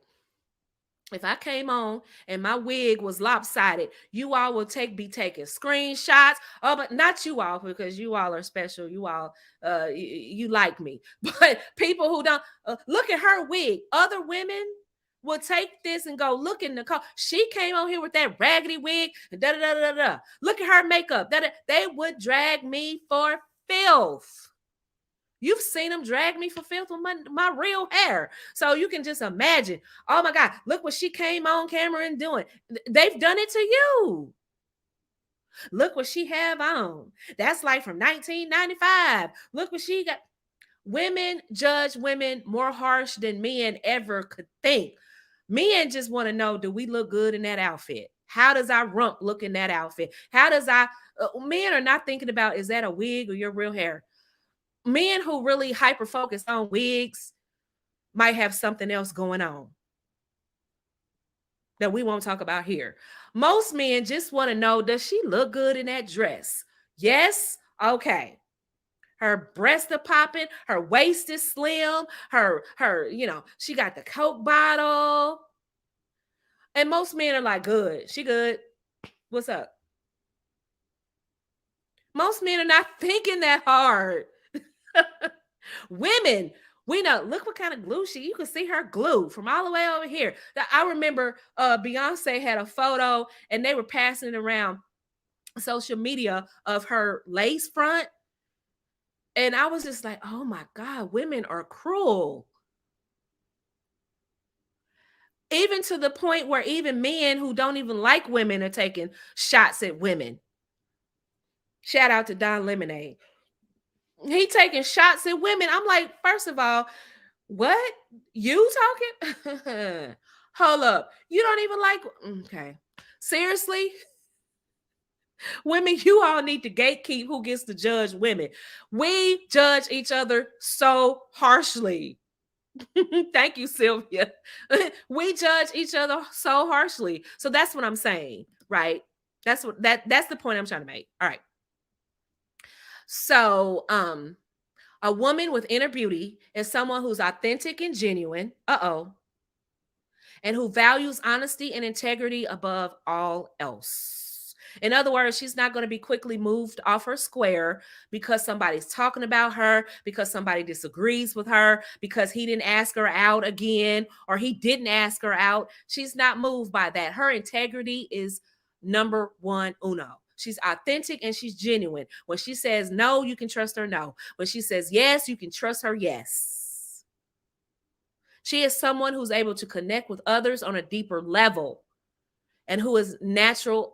She has a natural ability to uplift and inspire those around her. You want to know about feminine influence? That's inner beauty. Because when you're inner beautiful, you notice the inner beauty in other people. And you're able to say, you know what, you're such a good person. Instead of complimenting her wig or her hair or her, her messy bun or her makeup or her dress, you go, you know what? You're a really good person. I like you. That compliment holds so much weight, but most people don't give compliments like that. They give surface compliments. No diss, like there's nothing wrong with surface compliments, because let's be real, a lot of our egos need some of those surface compliments too. But what I'm saying is, a lot of people just don't go that deep. They don't connect with another human being like that. Congratulations, Janessa. She says she went from 170 to 140. Yes, I love it. I love that.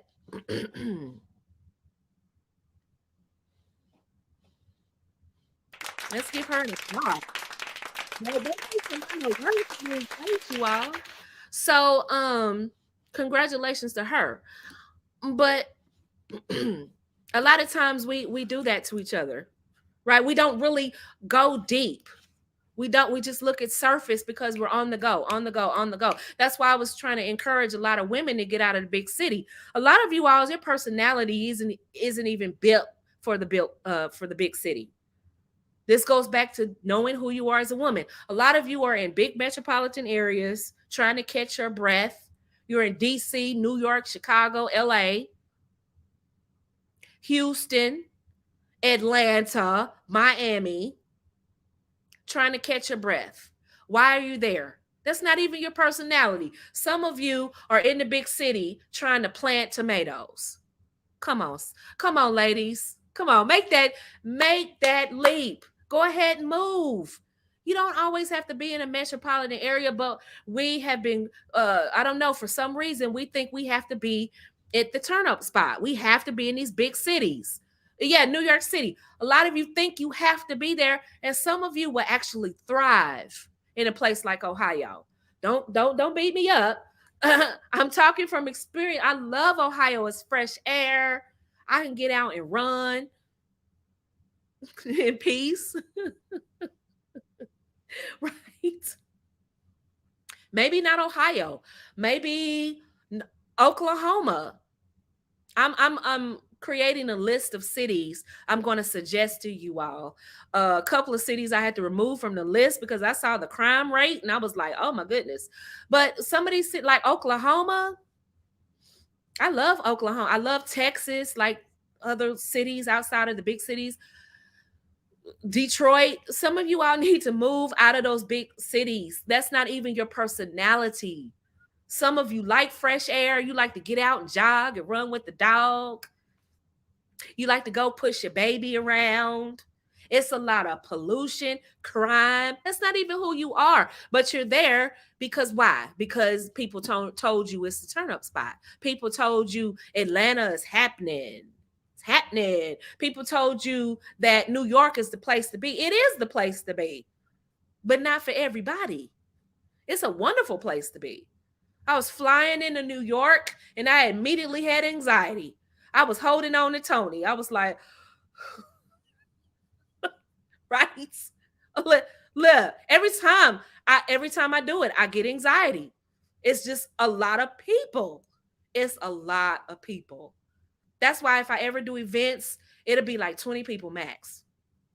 Sasha will tell you, Sasha went to my wedding. I did not have a big wedding. I do not like her. That's just me. That's just me because I know what type of woman I am. I didn't try to have a big old shindig so I can stunt on the ground. No, I had a small wedding that I can handle.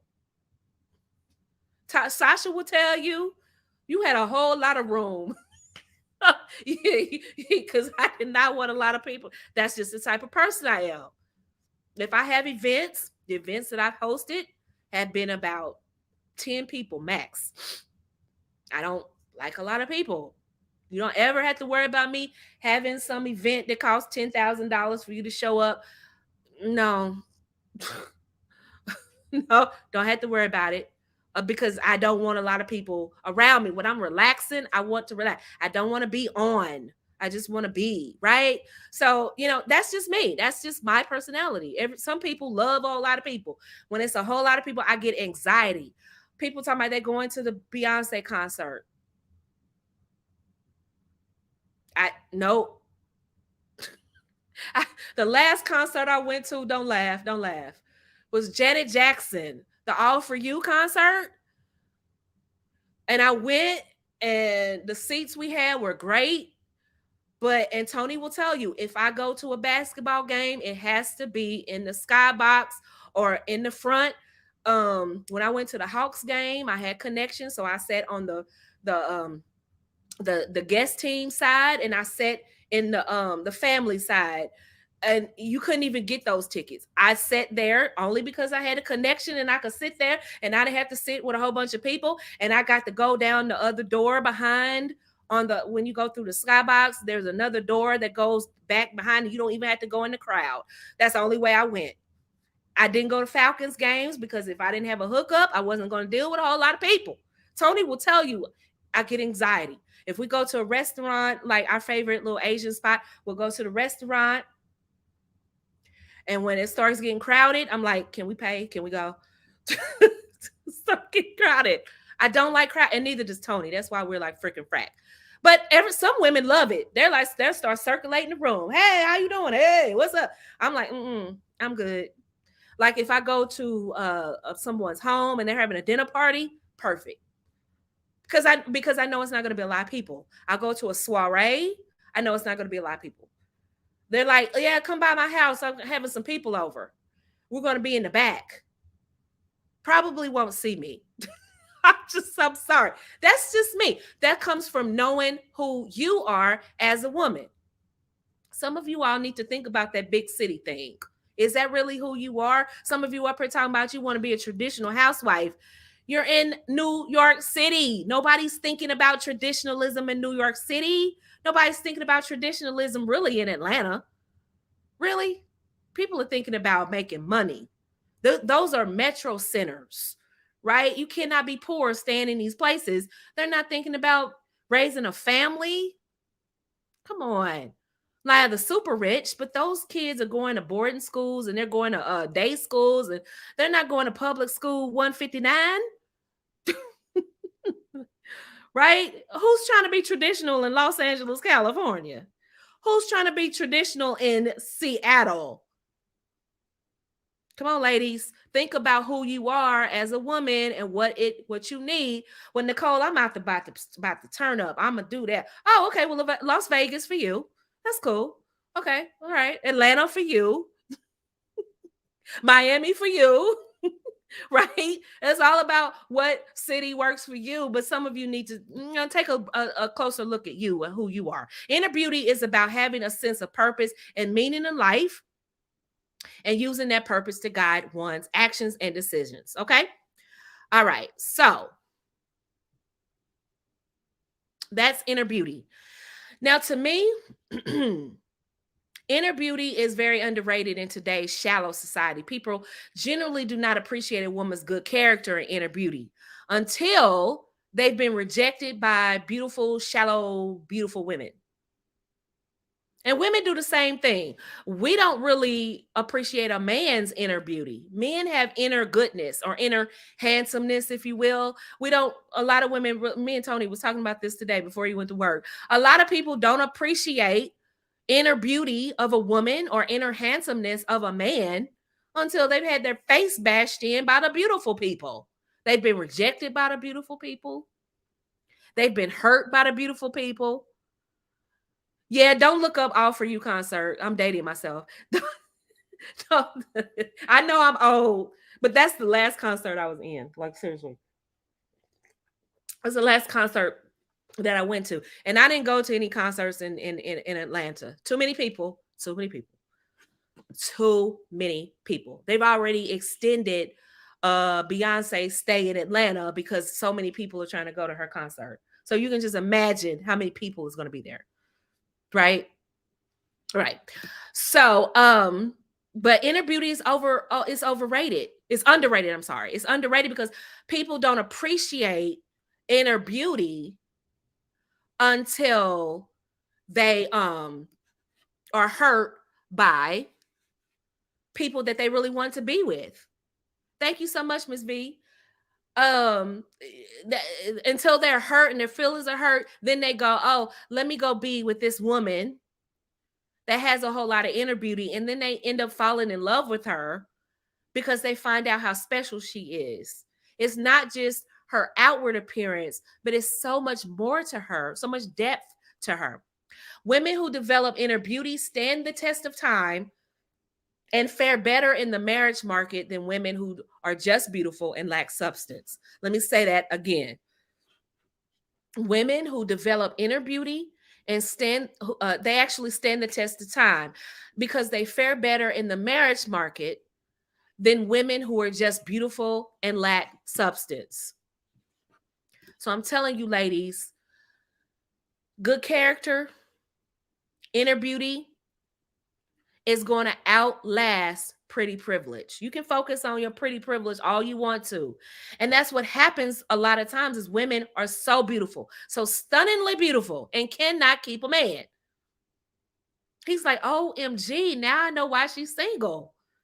She is so fine. I'm so glad to be with her. Right? And then when he gets with her, he's like, now I know why she's single. OMG. They're looking at their watch. They done told their homeboys to call him at a certain time, so he has an excuse to leave. Oh, yeah. Oh, yeah. I mess with a player, and I know the game. Oh, yeah. Yo, what's up, boy? Oh, for real? Okay. I'm on my way. Really? You got to get out of here? Okay. Yeah. You're going to call me? Sure. Okay. If you get a lot of that, if you get a lot of men going ghost on you, it could be the substance. A lot of guys, they do the bait and switch, and I'm going to do a show on this. Next week, we're talking about long distance relationships. So hopefully you all tune in. But a lot of men, they come off like players, like they're not really interested. And a lot of times they're really trying to see what kind of woman you are. Okay. That's why you have to stand on your square. The next one is authenticity. Yikes, authenticity. When we say that a woman is authentic, we're referring to her ability to be true to herself and her values. Again, this goes back to the lesson I taught last week about knowing who you are as a woman. Okay, so her ability to be true to herself, her values, that's that word again, and to be present and to present herself as an honest and genuine way. In other words, she needs to be who she really is. You can't be authentic if you don't know who you are as a woman. A woman who's authentic is someone who does not try to hide behind a mask or a persona or an archetype or try to emulate a celebrity. They are who they are. Like it or love it or hate it. They don't care. They are who they are. But instead, they're comfortable in their own skin and confident in who they are as a woman. That's being authentic. And shout out to the femininity coaches who actually teach authenticity. I think it's about 2 that I could think of off the top of my head that speak about authenticity. Shout out to Adrienne Everhart and shout out to Renee. Can't think of her last name. The feminine woman. Those 2 women are always talking about being authentic. Shout out to them. They've been in the game longer than me. I look up to them. They literally talk about a woman being authentic. And shout out to Cynthia L. She does the same thing. I like her. Check out her channel as well. They all have channels. They all talk about a woman being authentic. And that's beautiful because I don't hear that a lot. You can't be inner beautiful without being authentic. You got to know who you are as a woman to be authentic. Okay. Opposition means being honest about your own strengths and your weaknesses. Not saying I got it, I can do it. trying to be in control of everything because you don't want people to know that you might not know. You're afraid to ask questions because you don't want people to know that you might not have all the answers. Eh. Being willing to show vulnerability and imperfection. It's okay. There was a time I was a young girl and I was going into church. Yes, this is a church story. And I had on some hosiery, and I had a run in it. For those of you who go to church, you wore hose. It was cold outside, so I had some hosieries on. And I had some hosiery, and I had a run in it, a runner. And somebody's like, "So you're just gonna go up there with that run?" I was like, "Yes." I'm not so vain to where I have to be perfect. People are human, and allow them to judge you humanly. Like, oh, she has a run in her pantyhose. Sometimes you just don't have time to fix it. Don't you think people who perform have fallen down, misstepped, misspoken? I've misstepped and misspoken. But you know me, I can't teach you authentic or show you authenticity if I'm like, oh, I got to remove that video because I made a misstep. No, one, that's what makes me lovable. That's what makes me human. And that's what makes me able to connect with my audience. Because guess what? If you see that I have courage to make a mistake on camera with my vocals, with my speech, my tone, my accuracy, if I can make a mistake and keep it pushing, what does that teach you to do? That you're human, you made a mistake, and keep it pushing. You know how many people have never started a YouTube channel because they're afraid of making a mistake? Newsflash, it's inevitable. You're going to make a mistake. You might make a typo. You might mistake. Your editor might miss something. Shout out to those editors. God bless you. But sometimes they miss stuff, right? It means being true to yourself and living in a way that is consistent with your views and your values and your beliefs. There's that values and beliefs again, even in the face of pressure or oppression. Right? I'm going to be who I am no matter who. I don't have a respect of persons. People being, whenever they get around a celebrity, they get to acting like step and fashion. Whatever you want, whatever you do, and they start rolling out the carpet for no, they are just a person. They are no better than me. They just more people know them and they have more money. But they are just as good as you are. It's okay to pay respects to someone who is accomplished, who's famous, right? Who is a star or a leader in their niche. It's okay to do that. But it's not okay to put them above you in terms of human respect. I don't care who you are or what you do or what you think you or who you think you are. You will respect me the same manner that you expect me to respect you. That's it. That's what it is. And a lot of people just cannot transfer that. They can't. It's hard for them to do it. It's hard for them to do it because they have respect to persons, right? Be comfortable in your own skin and be able to be yourself in all situations with all people. Right? In a world that often puts pressure on women to conform to certain standards of beauty, behavior, and success, we see it all the time. Authenticity is a powerful and empowering quality. By embracing your true selves and living with honesty and integrity, you can create meaningful and fulfilling lives and inspire others to do the same. You wanted to know how to get feminine influence? Be authentic. You don't think people can pick up on fake women? You don't think people can pick up on your disingenuousness? They can. They absolutely can. But when you can say, you know what, I made a mistake back, I've talked about my mistakes. If you ever listen to my lives back in the day, I talked about my mistake with my boyfriend in college. I've talked about past relationships, doing the most. Listen, well, how do you think I'm able to give such good advice? You thought I read a book and just came up? A lot of people will have you believe this is why they lean so much, no shade, respectfully. I just want you to see the world as it is. They lean so much on, I'm certified, I'm licensed. All that's great. That means you have book smarts, you have book knowledge. What about that street knowledge? I don't have much of that, but I do have experience in relationships. And what I can tell you is I'm not afraid to be transparent and tell you that the advice that I'm giving you is based off me making that mistake. I am not afraid to tell you the reason why I can tell women not to do this and X, Y, and Z is because I did it and it was a mistake. Don't do it. But some women will say, I'm a licensed this and I'm certified that. Great. But can you tell me what to do in this situation? Can you tell me how to do it? No, they're going to tell you, well, this is what you're supposed to do. And you know, I'm supposed to do this how? See, I tell you, this is what you're supposed to do. Why? Because it worked for me. This is what you're supposed to do because why? Because when I did it this way, I failed. This is how you're not supposed to do it because when I did it that way, it failed. And this is why this information hasn't changed over the years. I tell you over and over and over, this is why I teach this. This is why I say it this way. This is why I say it that way, so that you know my information didn't come from me reading Dr. DeAngelis or Dr. John Gray or Dr. Pat Al. No, I actually lived it. Some of those books kind of reinforce my message or give me a more articulate way of putting things.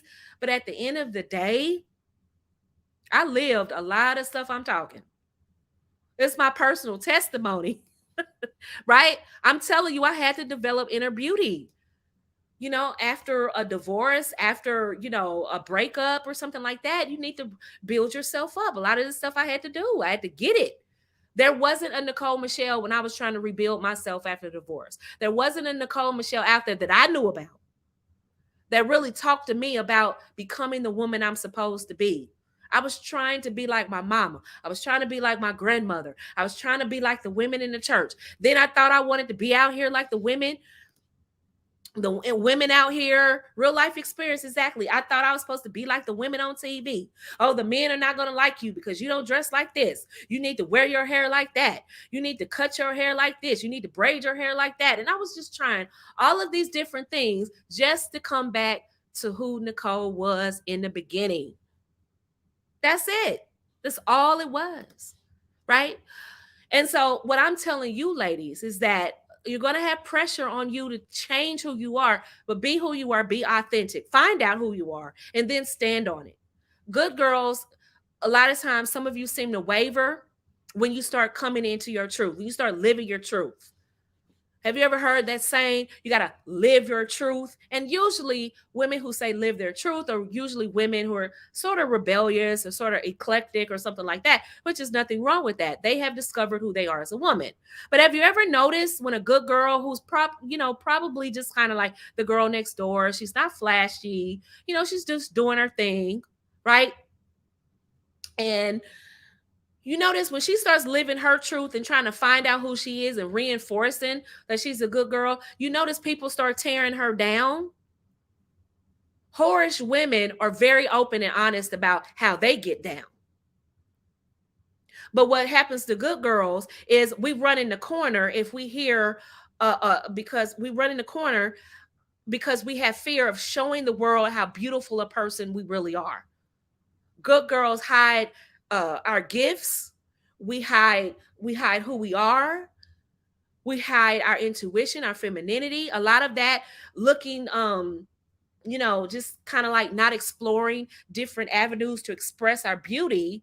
We run from it because we fear judgment from our family. Maybe it's the church, maybe it's society, maybe it's I don't know, our friends, maybe it's the men we deal with. We fear judgment. We fear judgment from other women, mostly. Let's be honest. We fear judgment from women. Oh, look at her. She's a plain Jane. Look at her. Look at what she did. Look, la, la, la. Why so much focus on what I did? If I'm such a plain Jane, if I'm such a girl next door, why do you care that I'm living in my truth? Why? So the only time living in our truth matters is if we're turning up, sleeping with a lot of men. That's the only time our truth matters. The only time our truth matters is when we're out here being grimy and wicked.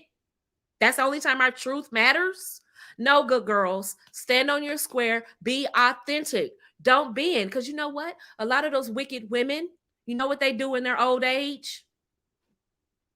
After they get through digital female pimping, After they get through telling you to get out here and put yourself on the line to possibly get picked up for solicitation, after they tell you you need to get over on these men, never know what your right hand know, what don't let your left hand know what your right hand is doing, all these whorish, whorehouse rules. After they get through teaching you all of that, you know what they do in their old age? After they get through telling all the young women how to ruin their lives, you know what they have the audacity to do, girl? They want to become just like you. They want to become a good girl. Ah, if you don't believe me, just watch an old woman that used to be in those streets. She's trying to delete stuff. She's trying to throw stuff away that reminds people of what she used to do back in the day. And the only solace that she feels good about herself is contaminating the women coming up after her. Isn't that horrible? That's worse than pimps, huh?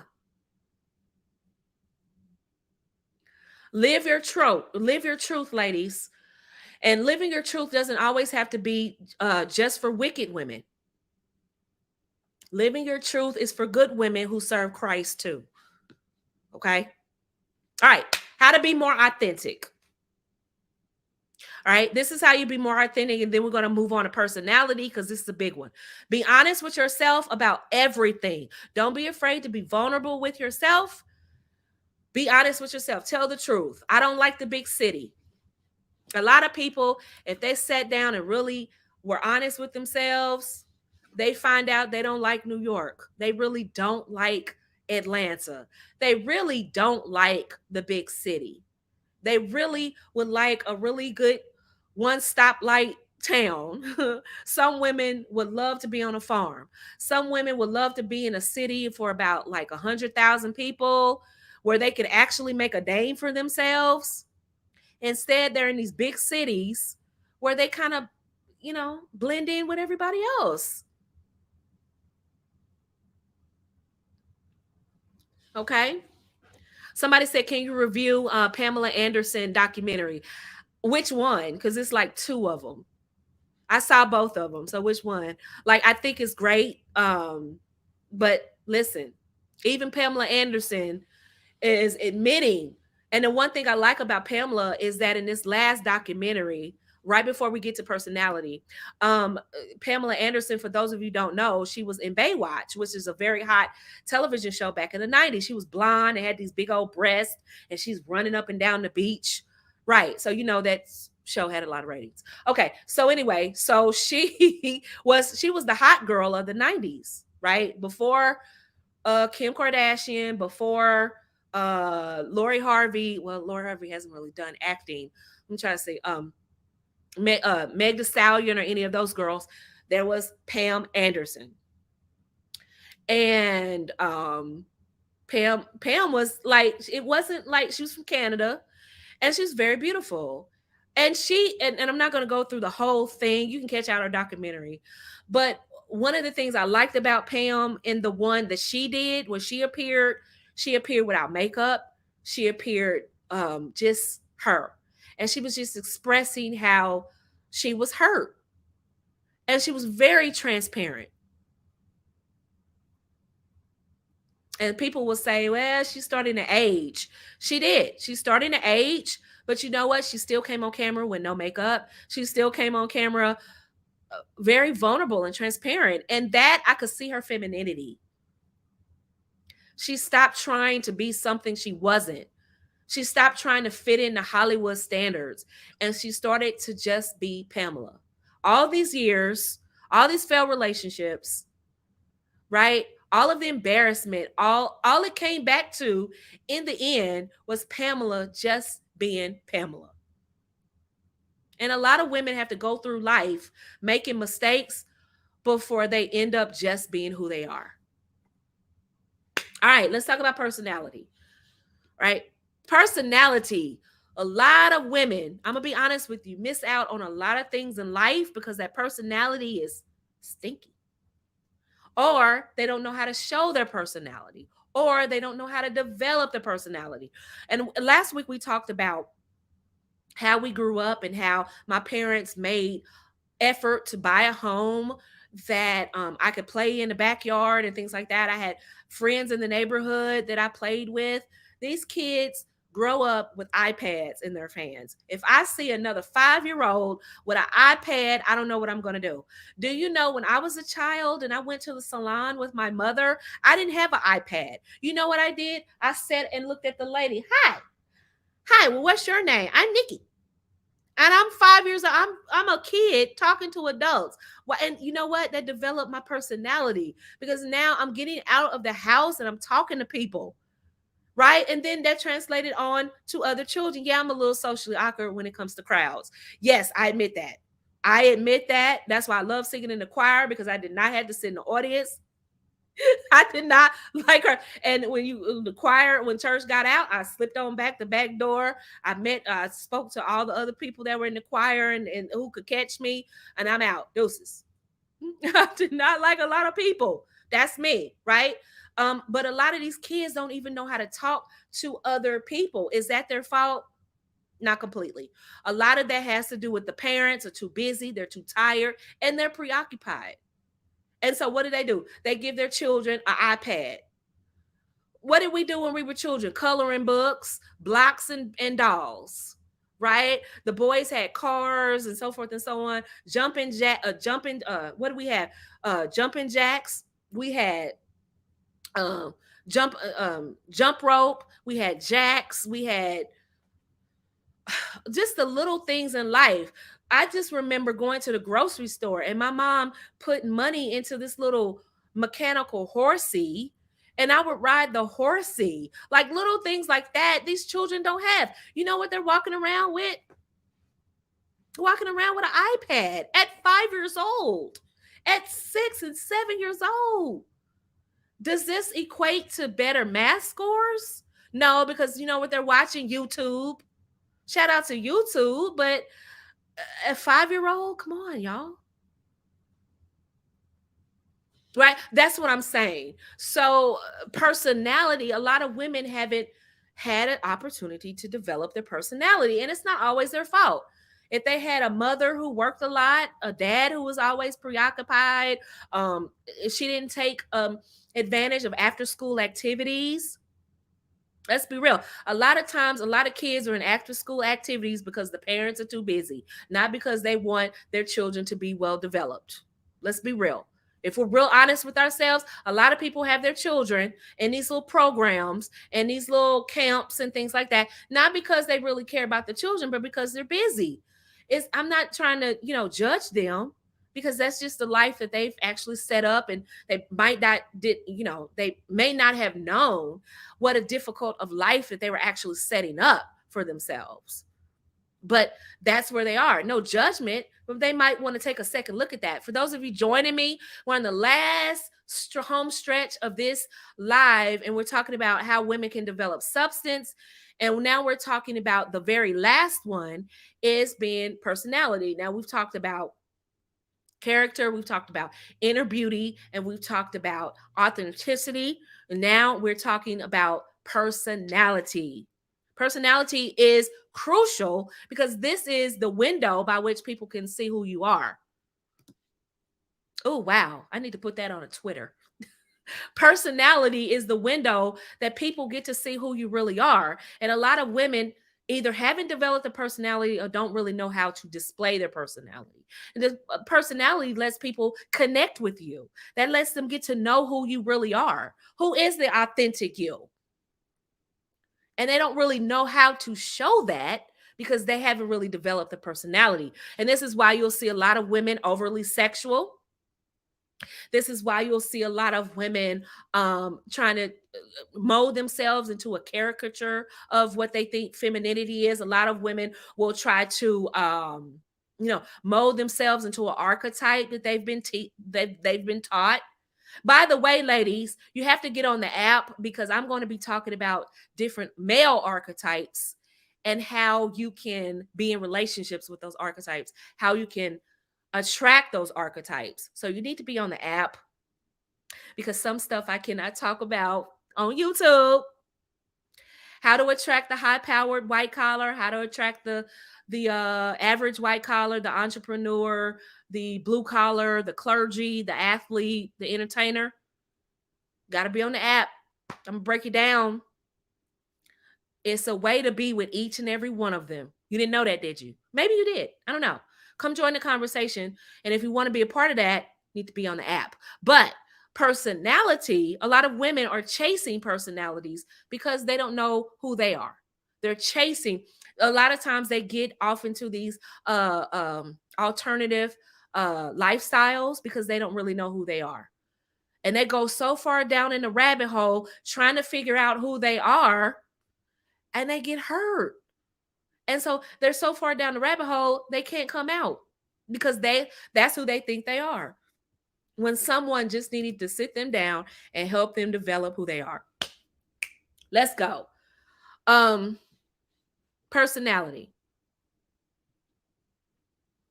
When we say that a woman has a great personality, what we mean is that she possesses a unique and engaging, listen to that, unique and engaging set of qualities and characteristics that make her stand out in a positive way.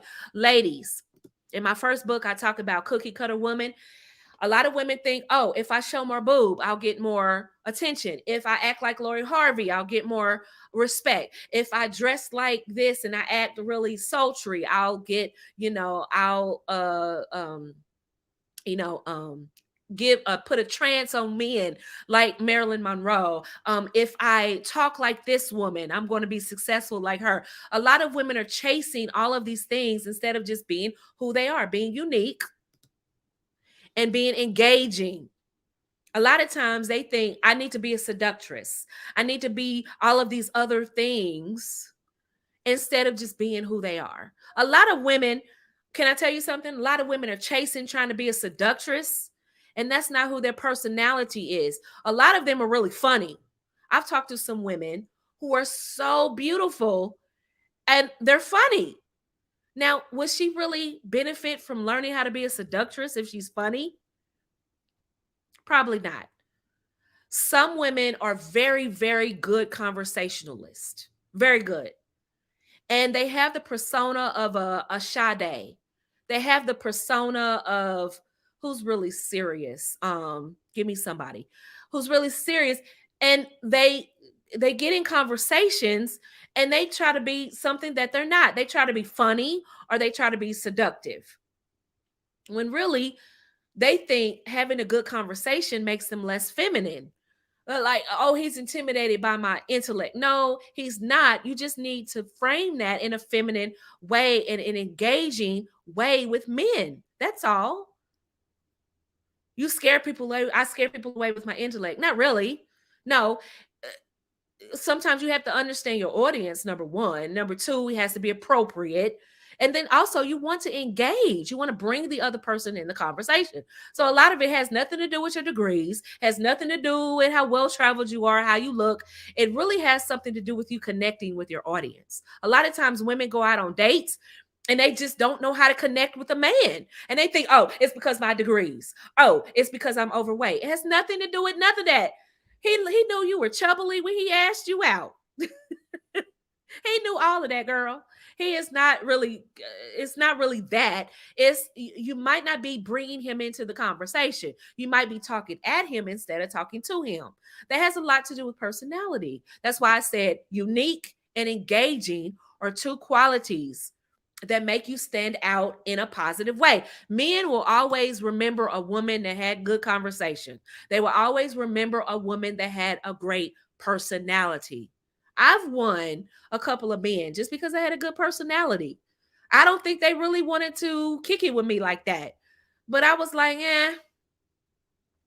you're my buddy. And they were like, yo, buddy. I was like, yeah, we talk really good together and we have really good conversations. They was like, buddy. And so now his ego is bruised because I called him a buddy. So now he started pursuing me because I called him a buddy. Catch that game, ladies. Moving on. So a woman with a great personality is someone who's confident, charismatic and engaging, and who has a natural ability to connect with others on a deeper level. The only way you can really connect with people on a different level is if you're showing them who you really are. You're authentic and you're showing them your personality.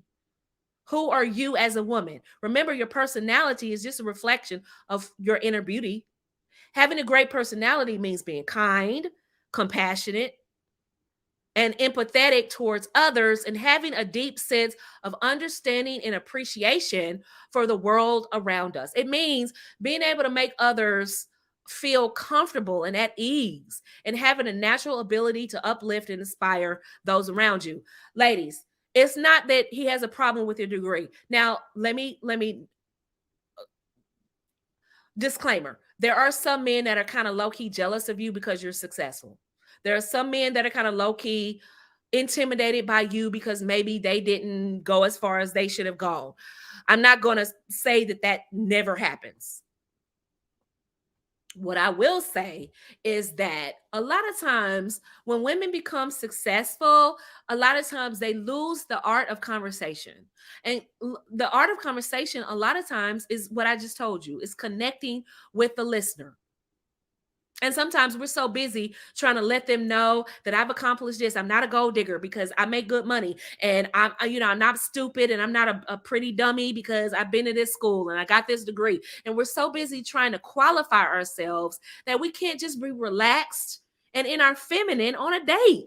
A lot of times men don't ask you out again. It's not because of your education, or sometimes, unless you're dating a complete dusty who doesn't have any type of education himself. That's the only type of loser who doesn't respect a woman with a degree. Let's just be real.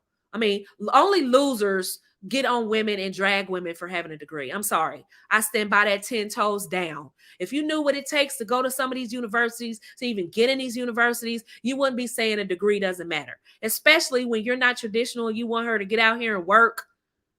Excuse me, her degree helps her get the job to help pay bills, to help you be a man. I'm sorry. I'm sorry, I didn't mean to go off like that, but I just needed to say that. You have to know sometimes men are dragging you because they're just mediocre.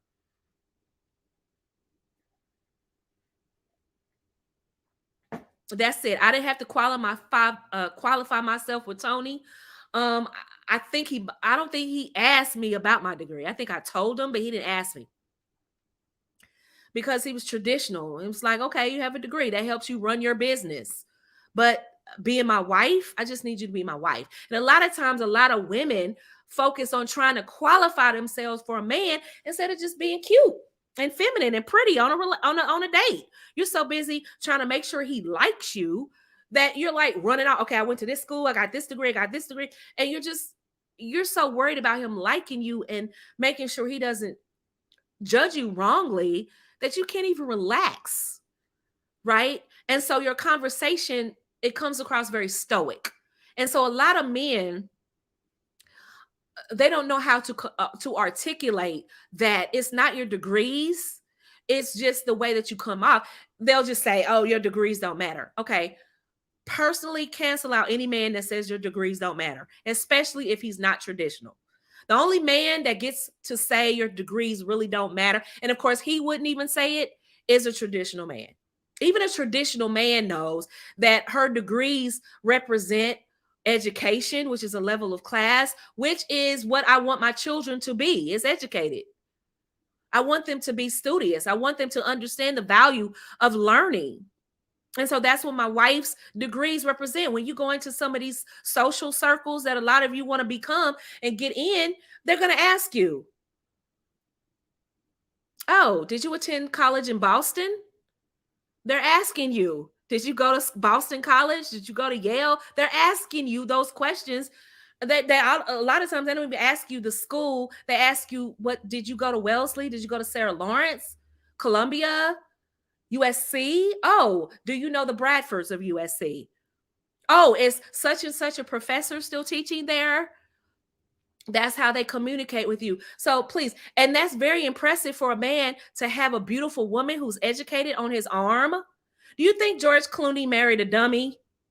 If you think that, I have beachfront property to sell you in Iowa. No, Very accomplished men want very accomplished women. So, ladies, go get your degrees, but also work on your femininity and your wife skills. Boom. You can have all kinds of degrees and still be a good wife. Okay? That's what I want. Right? You can be educated and well rounded because education is going to open a lot of doors for a lot of women. And a lot of men know that they cannot ever possibly walk in those doors because they haven't achieved what you have. So they beat you down and tell you, look at your wig, look at your education, your degrees don't matter. Look at your skin tone, look at your weight, look at this, look at that. All of that is to tear you down and make you feel bad about yourself because he doesn't feel good about himself. That's why my numbers dipped. I must have some men in the clouds. And I'm telling it like it is, ladies. Listen, you can have all of the education you want and all of the success you want, but on a date, you want to bring the man into your world and you want to talk to him very down to earth, like very openly, and not from this like a job interview type. Does that make sense? I didn't mean to go on that long diatribe, but I felt like I really needed to say that. Because a lot of you feel like, oh, Nicole doesn't want us to go to college. She just wants us to be barefoot and pregnant with no education. That would be dumb. I have a college degree. I would never tell you not to go to school. A lot of you are going to have to go to school because because of where you're starting out, right? But I highly recommend, even the most wealthiest people on the planet, especially old money, they have degrees. A lot of new money, like the technocrats and all of them, the plutocrats, a lot of them don't have money. I'm sorry, a lot of them don't have degrees, like Mark Zuckerberg and things like that. But they guess what? They hired people who had degrees. Yikes! So I'm just saying, and they hired people who can do the job. So really, education is great, but like Henry Ford himself, he had to go to court because they were saying that he didn't know what he was doing, and they were trying to drag him because he didn't have education. And they said, well, do you know what happened here? And do you know what happened in this time in history? And they were running him down. Henry Ford. You know who Henry Ford is. So they're running him down. Henry Ford doesn't know this about history. Henry Ford doesn't know this about history. And Henry Ford said, listen, when I have those cars on the assembly line and I'm trying to do X, Y, and Z, guess what? I have hired people who have the information that I don't have. I've hired people that have the education that I don't have. And that's basically what filthy rich people do. They do that. A lot of old money people, they have a rich history of going to certain schools, going to Ivy League schools, going to university and colleges. Right. That's right up their alley. But a lot of new money, they don't even go to college. Am I telling people not to go to college? I'm saying don't feel bad that you didn't go. But if you have the opportunity to go, jump on it. I married a woman with a whole bunch of college debt. Shut up. You ain't marrying nobody. All these women with all this college debt. Are you going to pay for it? No? Okay. Ladies, I've never heard a man say, she was beautiful. She had everything I wanted. She was like, if God had put her in front of me personally and said, this is your wife, she was perfect, but I just couldn't marry her. Why, man? Why you couldn't marry her? Man, she still owes Sally Mae. What? Huh? Have you ever heard that? Anybody who's listening to this on the live or the replay, put in the comment section. Have you ever heard a man say, oh, I didn't marry her because she still owe Fannie Mae? She still owe the Department of Education. What? Man, the sex was great, but I can't be with her. Why, dog? What's up? Man, I found out she owed the Department of Education $22,000. Oh my God. Have you ever heard that? No. Do you think they're thinking about Sally Mae when they see you walking past them at the restaurant? Do you think that they're thinking about Sally Mae when they see you at the club? Who thinks of this ridiculousness? Only men who haven't achieved. Tony has 2 degrees. difficult degrees, I might add, and working on a law degree. Has he ever said to me, your degree doesn't matter and I can't marry you because of X, Y, and Z? Never, never, never. Because he's accomplished. He understands what it takes to get a college degree. He understands what a person has to sacrifice to get a college degree. What college degree do you have that doesn't take somewhat of a sacrifice, even if it's taking a second job, even if it's, not going to a party because you have to study? Don't let anybody undermine your education ever. People fought for you to go to school. People fought for you to be accepted in some of these universities. People fought for women to get an education. Do I need to go there? Right? And so you want to sit up here and let mediocre men tell you that your college degree. I'm telling you right now, any man that tells you your college degree doesn't matter is mediocre and he should be rejected on sight. Well, Miss Nicole said, he said, your degree doesn't matter. Rejection on sight.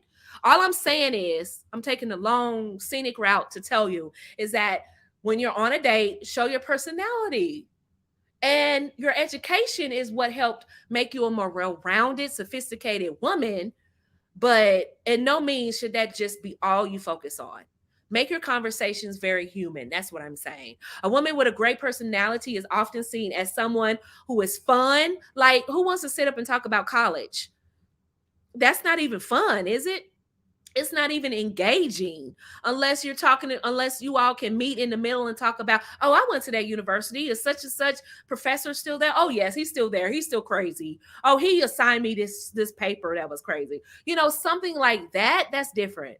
But if you're on one subject and he's on the other subject and you're not really connecting and all you can talk about is college and your degree and position and the last project you worked on when you were at work, is that really is that even fun? You're not really building a connection, right? And you're able to bring joy and positivity to any situation. That's a woman with a great personality. A woman with a great personality is someone who's confident in herself and her abilities and who's able to use that confidence to empower others and create positive change in the world. Now, how do I develop personality, Nicole? Ladies, get your questions ready. If you have questions for me, we're going to answer them in about 2 minutes. How to develop personality. Developing a personality is about cultivating a unique set of qualities, values, there's that word again, and characteristics that make you who you are as a person. While some aspects of your personality may be more innate, like that's just who you are, you were born that way, there are many things we can do to shape and develop and groom our personalities over time. So a lot of times they'll just say, this is just who I am. That's great, but you can always improve who you are. You can add to who you are, right? So yeah, you can study archetypes and you can add to your personality, but that shouldn't just be all of who you are. Does that make sense? So one way to develop a personality is to engage in activities and experiences that are outside of your comfort zone. Not listening to the digital female pimps that tell you to turn into a sex worker. Not that, but comfort zone like climbing a mountain, going running, reading some books that are above your difficulty, read difficulty, uh, any of that kind of stuff. Challenging you, learning a new game or something like that, learning a new skill, going back to school can develop your personality. Going back and finishing that degree, taking those night courses, right? Taking on a new profession, switching professions, a lot of that stuff can actually help develop your personality and develop your character as well. By trying new things and taking risk, you can discover new interests, talents, and passions that can help you cultivate a more dynamic and interesting personality. That's how I got into doing what I was doing. I was basically researching for myself and ended up finding myself through my research. So a lot of these things that a lot of these characteristics that you can develop happens over time as you're stepping out of your comfort zone and expanding your horizons, guess what? You're finding yourself. You're finding out what you like, what you don't like. Guess what? You're finding out what kind of woman you are. You're healing some of those wounds of people wounds because you're getting out. You're healing the heart. You are developing substance because you're developing your character. You're developing your inner beauty. You're developing your authenticity. All of that's playing into that, right? It can also be helpful to invest time and energy to in developing your skills and talents by pursuing hobbies. Okay, hobbies and interests that are meaningful to you. You can develop a sense of purpose and direction in your life and become more confident in your abilities and talents. Don't just get into a hobby just because you think it's going to put you around certain types of men.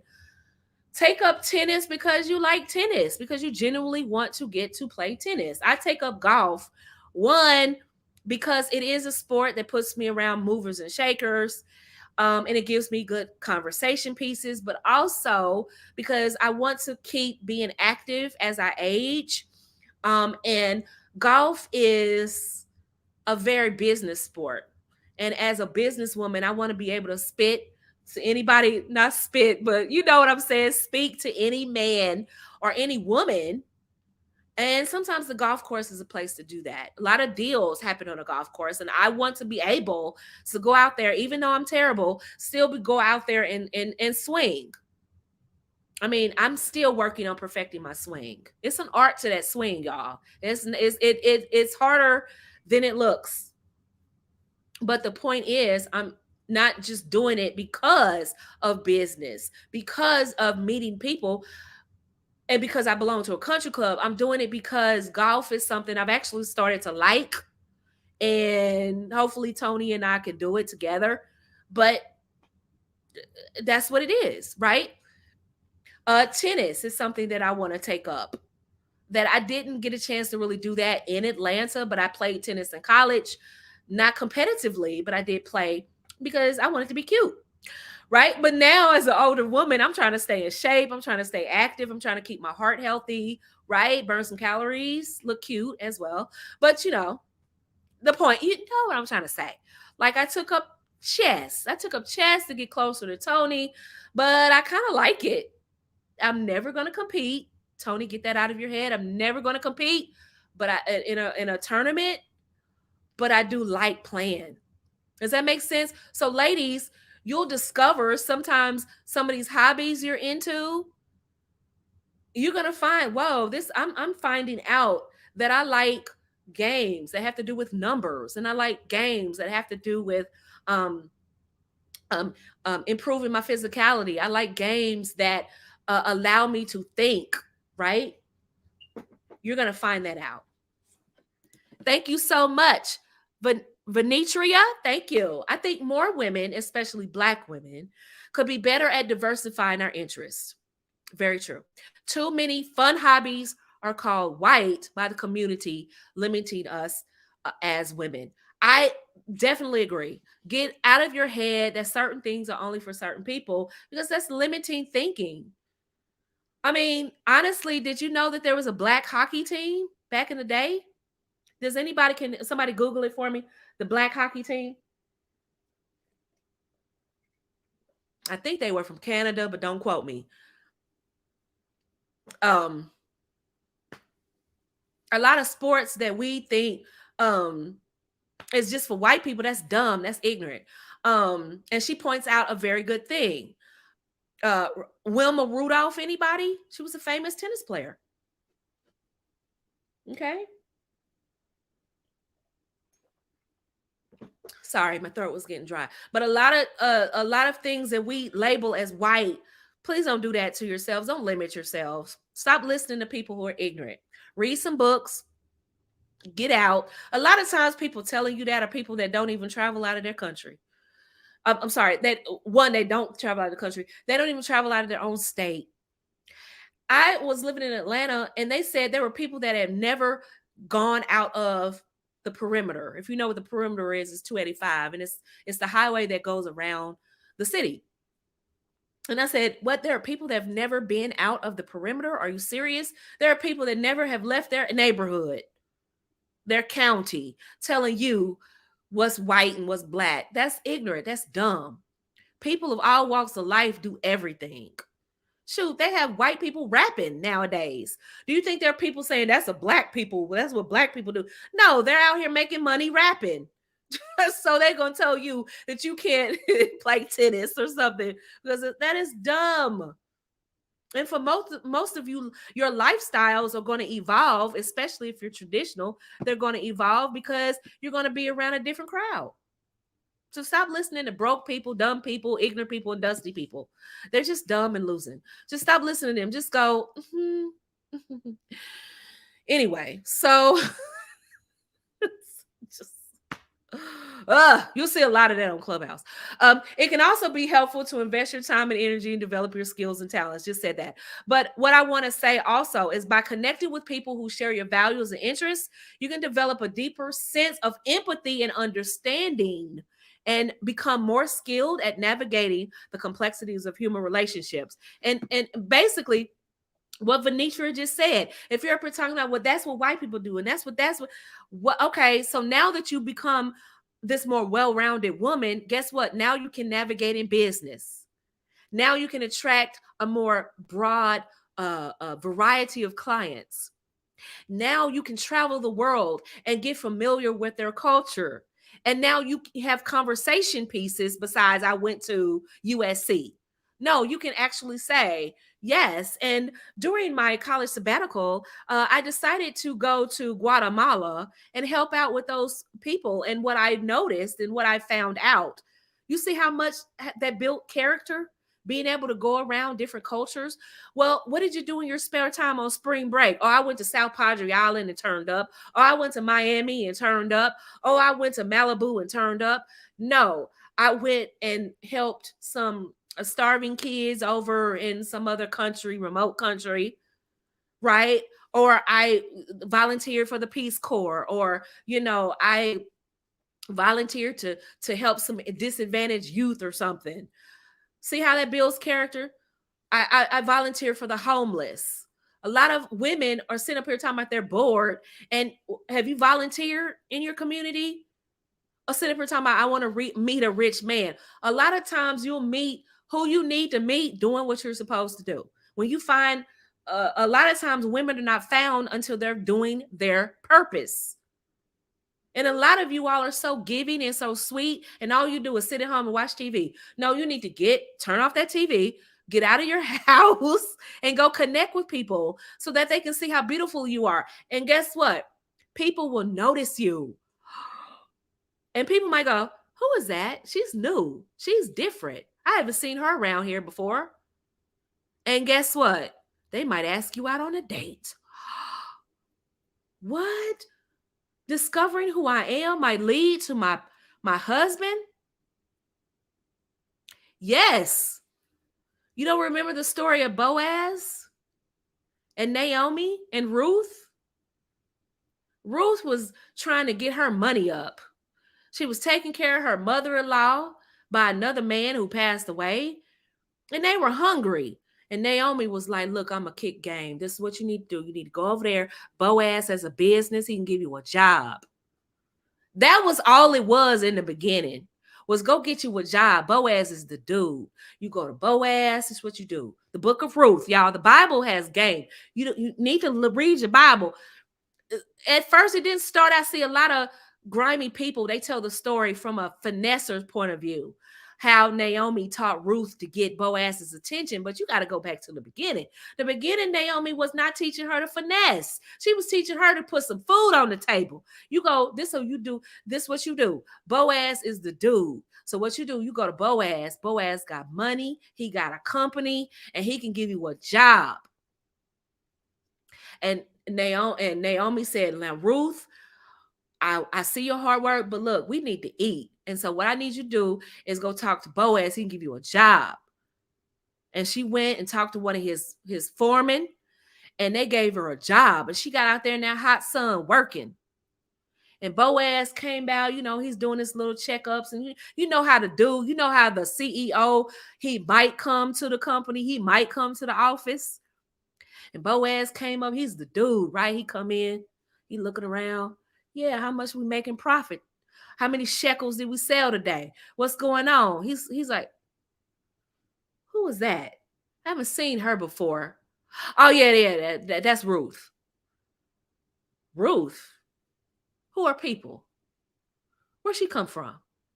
And the rest is history. See, a lot of finessers, they like to teach it from a point of when Naomi said, this is what you got to do. Go over there and finesse Boaz. No, it started out like we're hungry and we need some food. And she went and told her to get a job. Ruth wasn't thinking about marriage. She was thinking about eating. She just watched her husband die. Naomi watched all of her sons perish due to hunger. And yeah, marriage might have been on the table a little bit down the road, but right then and there is we need something to eat. So Ruth, go talk to Boaz. He's that dude. Get on. That's how you get on. He owns the factory here in town. That's how you get on. Go down there to that street and make a left, and right then and there, go talk to him and see if you can get a job. That's what Naomi was telling Ruth. It wasn't a finesse, y'all. See, do I need to teach Boaz and Ruth conversation? They only talk about the part where they got Boaz drunk and that part of the story. But the beginning of it was just, we hungry and we need some food. And we know Boaz has some positions he need filled. Hello? A lot of women met their husbands working for them. Ooh, that was a lot of game right there. Y'all didn't catch it? You catch it? You up here talking about, I need to go to a gala. I need to do this, how to meet men. You just need to go to work. Sometimes your husband might be right there in the office with you. But anyway, that's what I wanted to share with you, ladies, about your personality, developing your personality. In addition, cultivating a strong sense of self-awareness and reflection can be helpful in developing your personality. Take time to reflect on your thoughts, your feelings, and behaviors so you can identify areas for growth and improvement and work towards becoming the best version of yourself.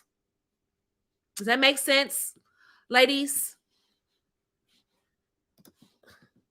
Make sure, by the way, if you haven't already, check out the app. Join the app. Wednesday, we're having an in-depth conversation. Definitely want to be a part of that. I want to see you there. But ladies, becoming a feminine woman has everything to do with knowing who you are as a woman. And we talked about the last few weeks, we talked about healing your heart. We talked about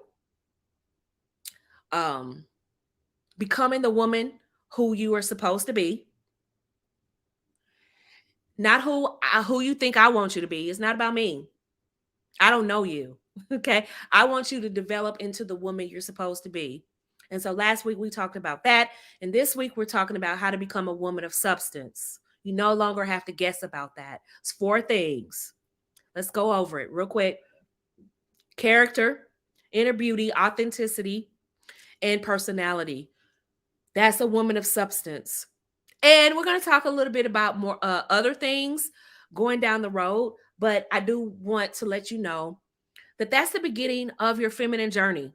A lot of the concepts that I'm going to be teaching in 2023 and moving forward, not to date this video, but a lot of concepts that I'm going to be teaching. I told you inner beauty movement is always ahead. And so some of the content that I'm going to be coming forth with, this is the groundwork for that. So next week, we're going back to the fun stuff. We're going to be talking about long distance relationships. Y'all ready to talk about that? Ready? Think so? Next week, we'll be talking about long distance relationships and how to turn a long distance relationship into some love. Make a love connection. What you think? Because the reason why I'm having it that way is because a lot of you are online.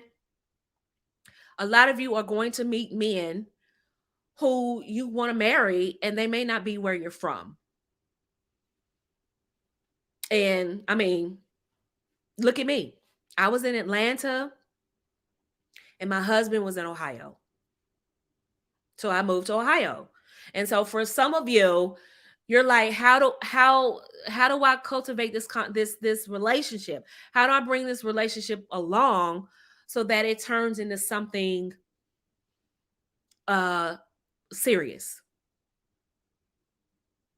And so, well, thank you, Janesta. I appreciate that. She says she needs the platform to guide you. And that's what we're here for. Not for judgment, not for anything like that, but to help women discover who they are.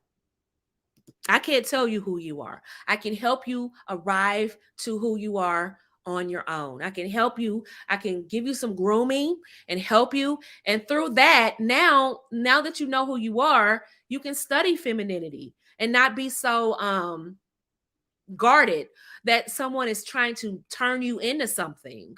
You can interpret femininity and learn it and apply it to your life where you are. But next week we'll be talking about long distance relationships. Because a lot of you are going to meet great men online, and they may not be where you're from, and you may want to know or need some direction on how to turn that into some love, some serious love that might lead to marriage. And honestly, next week I'm gonna give you some cities.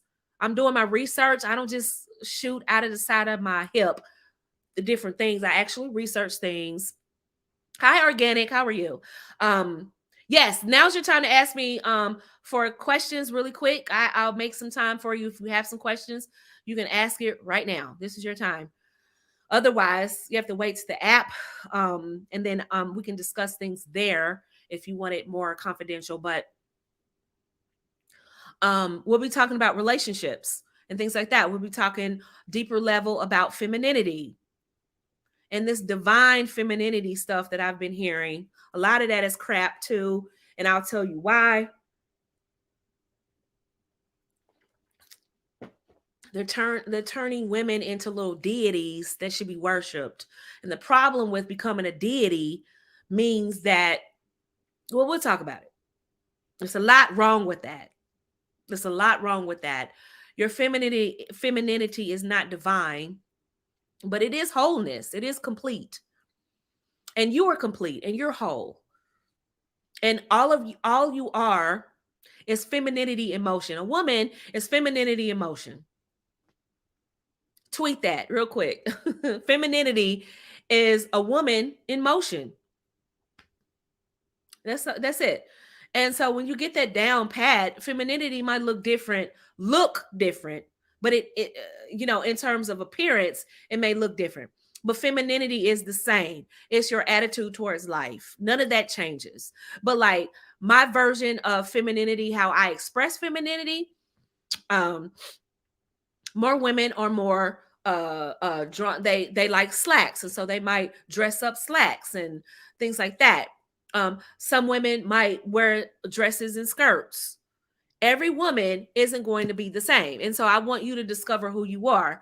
The more you get away from soft colors and things like that, if you're going to do slacks, all I say is just wear softer colors so that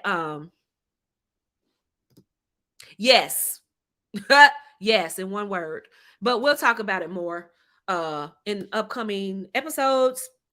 But all I say is, women, if you're going to do the slack game and be in your femininity, all I ask is that, not I ask, but what's going to help keep your femininity very, the same that it always is, and that people recognize you as a feminine being, is that you have soft colors and you're not very you don't wear hard colors. And I talk about this in my femininity course in depth, but a lot of these colors are so harsh. And then you have on pants. I mean, it's kind of hard to take you out of that masculine persona a little bit. Venetria. Hopefully I didn't mispronounce your name. Forgive me if I did. She asked a question. As a woman with a friendly, effervescent personality, I find myself attracting men with a very dark qualities. Do you have advice on how women can navigate that? Opposites attract. And so, are there dark qualities meaning they're bad people? Or dark qualities meaning they don't like to talk as much as you, or they're not the life of the party, or they are homebodies and you like to get out? Like, dark meaning they're bad people, they are boring. Like, what do you mean by dark? Fill me in on that, and then I can go in the weeds with it. Dalia says, or Dahlia, hopefully I didn't mispronounce that, forgive me. Where do you start if you're in your 30s but have never been in a serious relationship but desire a godly marriage? Great start. First of all, you know who you are. Go back over my past videos over the past few weeks. Healing your heart, knowing what kind of woman you are, being a woman of substance, and now you want to be a married woman and you're in your 30s. You're going to have to be strategic about how you date moving forward. You need to look like a godly woman so that you can attract a godly man for marriage, right? You need to communicate through your comportment, through your behavior, your conversation, not going on a date with a Bible and a cross and having prayer service at the dinner table. Not like that, but your life does need to be one of a woman that loves God. Like, you know what I mean? Get on the app so we can talk more. Definitely. Definitely. All right. But that's a start, is working on your femininity, getting in places, around places that love God. And that is going to be, because I'm telling you, some of these YouTube channels that have Bible studies and Bible services, I'm telling you, I would check out some of those places and see what those men are talking about, just out of curiosity. Just go in there, be in that frame of mind, that spirit. Go to some of these churches in person. Go to some of these singles ministry at some of these churches. Sometimes you can do cross faith fellowship, like maybe maybe you're Methodist, you might want to go to Pentecostal, like, kind of mix and mingle there. That might not work for Muslim, might not work for Catholic as much. But the point I'm trying to make is, if you can do that, do that. But the more visible you can be, the better it is. All right. That's where you need to start. Yes, please stop comparing yourself to celebrities. Oh my God. Somebody made that comment. I was just saying that. All right. Okay, so she said he's dark as controlling, distrusting Scrooges. Okay, that has nothing to do with your personality. That's them. So what we need to do is we need to get around people who are successful, people who like life, people who have a very well-rounded personality and who have hobbies. Where are you meeting these guys? Are you meeting them in the hookah lounge? Are you meeting them where are you meeting them? You should date men who are well-rounded, educated. Um, Maybe he may not have a lot of education, but he's well-rounded. He likes to get out of the house. He's a people person. You want to get around people who have hobbies, who have a good outlook at life. And so you might be effervescent and easygoing and things like that. But if you're around a Dudley do wrong, or you're around felony Fred, or you're around a guy who is just down on, it's white supremacy, everything is against white people, or you're around a guy who blames everything against the world, it's going to be hard for you to connect with a guy like that, because he has issues that have nothing to do with you. So right here, honestly, sweetie, I don't believe it's your personality. I think it's the type of men that you're entertaining. So that's where my strategy comes in, because I'm gonna tell you exactly who you should be trying to uh be giving attention to. It sounds like you're attracted to them physically, but they are, for some reason, I don't know, it could be an accomplishment thing. It could mean that they don't have a well-rounded life. They don't have hobbies. They don't have experiences. They don't travel. They don't read. I mean, it could be a whole lot of things, but I don't think it's your personality. And I think you should stay the way you are. I think you should just need to pivot on who you're dating and where you go. Okay. Let's see. Any more questions? I'm trying to look here. Let's see. Any more questions? Let's see here.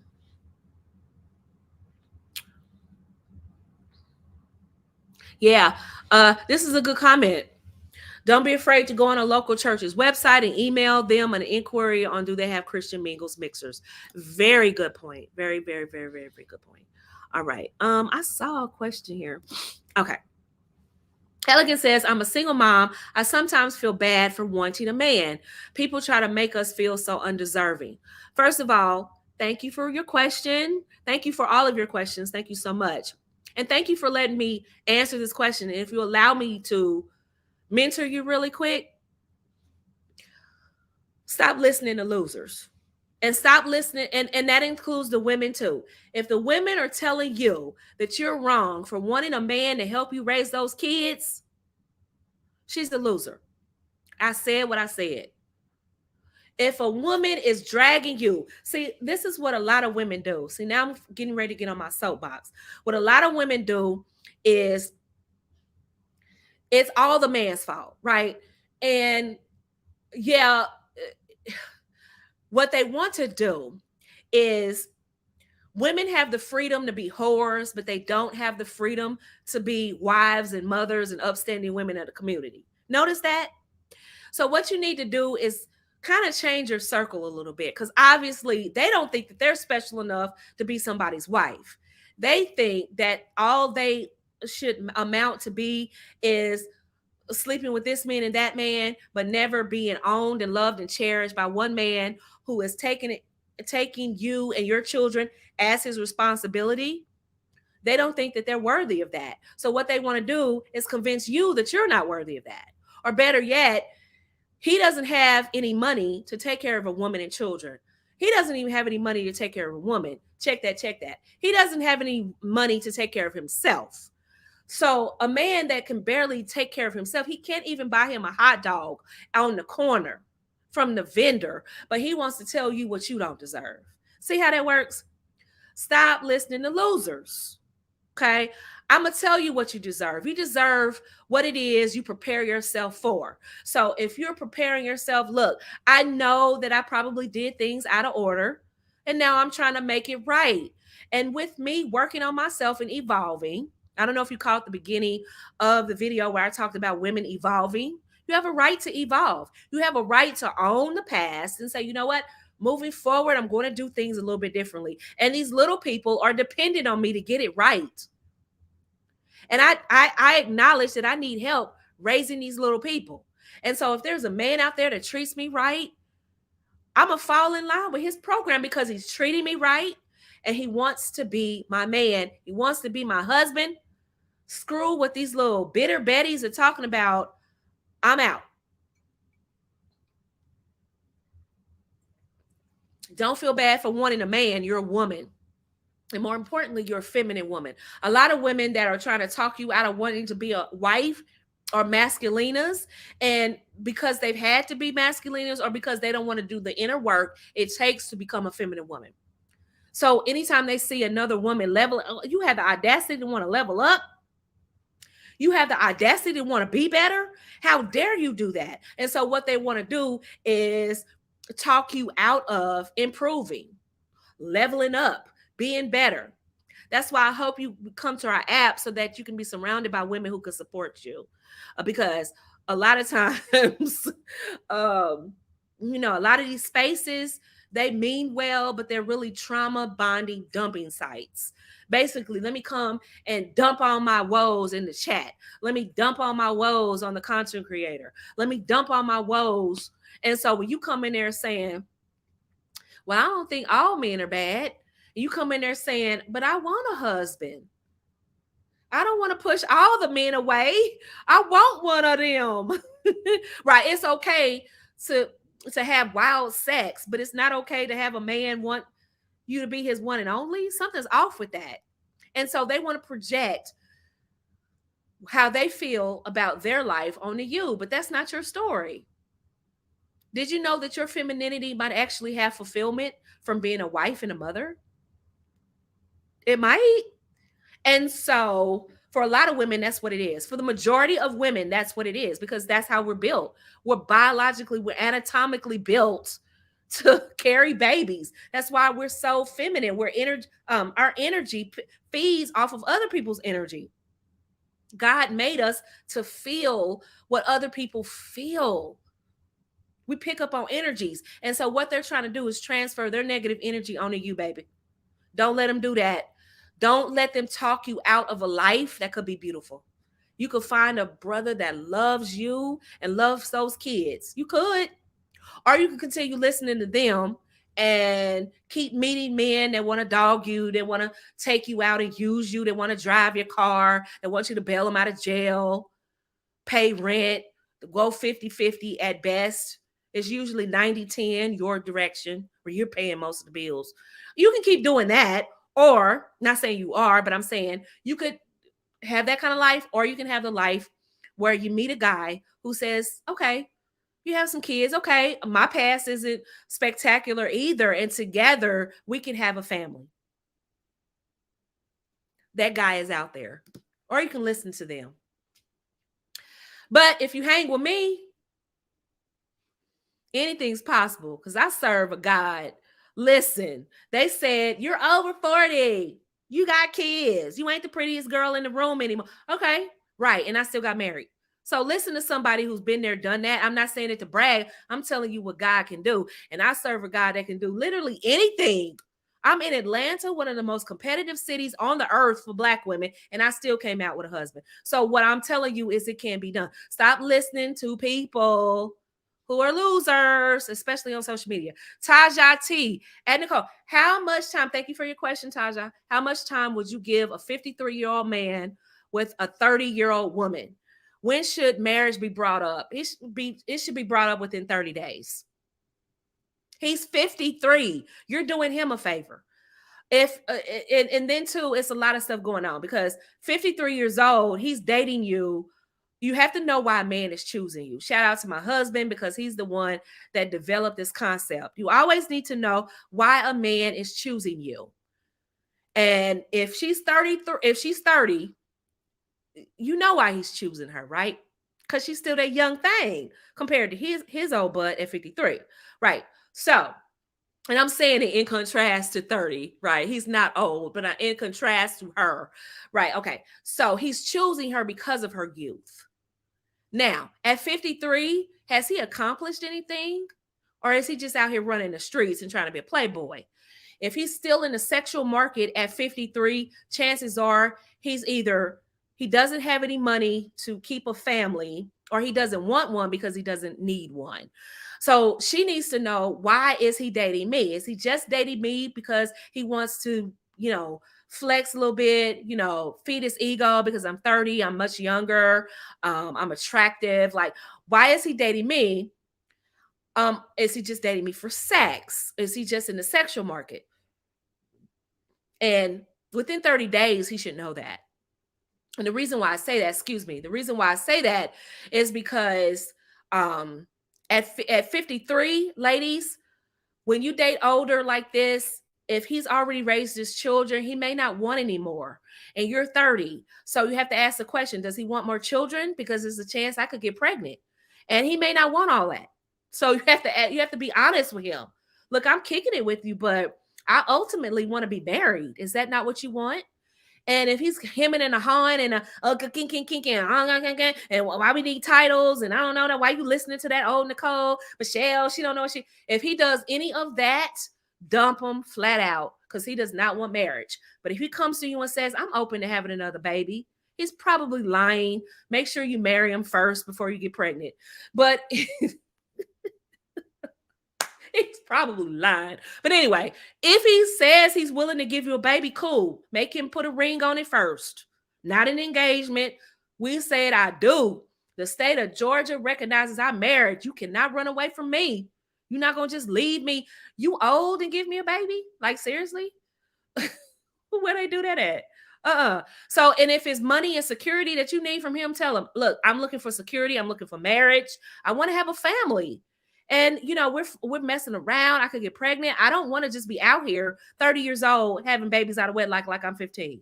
Like, we don't do that. So if we're going to do this, let's do it like adults. And I'm not the type of woman that plays around. And I like you and this is what it is. And if he get the humming and the hawing and you already know what it is. If he sits down and really has a real good discussion with you and he's open to marriage, and okay, so like, do you see marriage in your near future or down the road?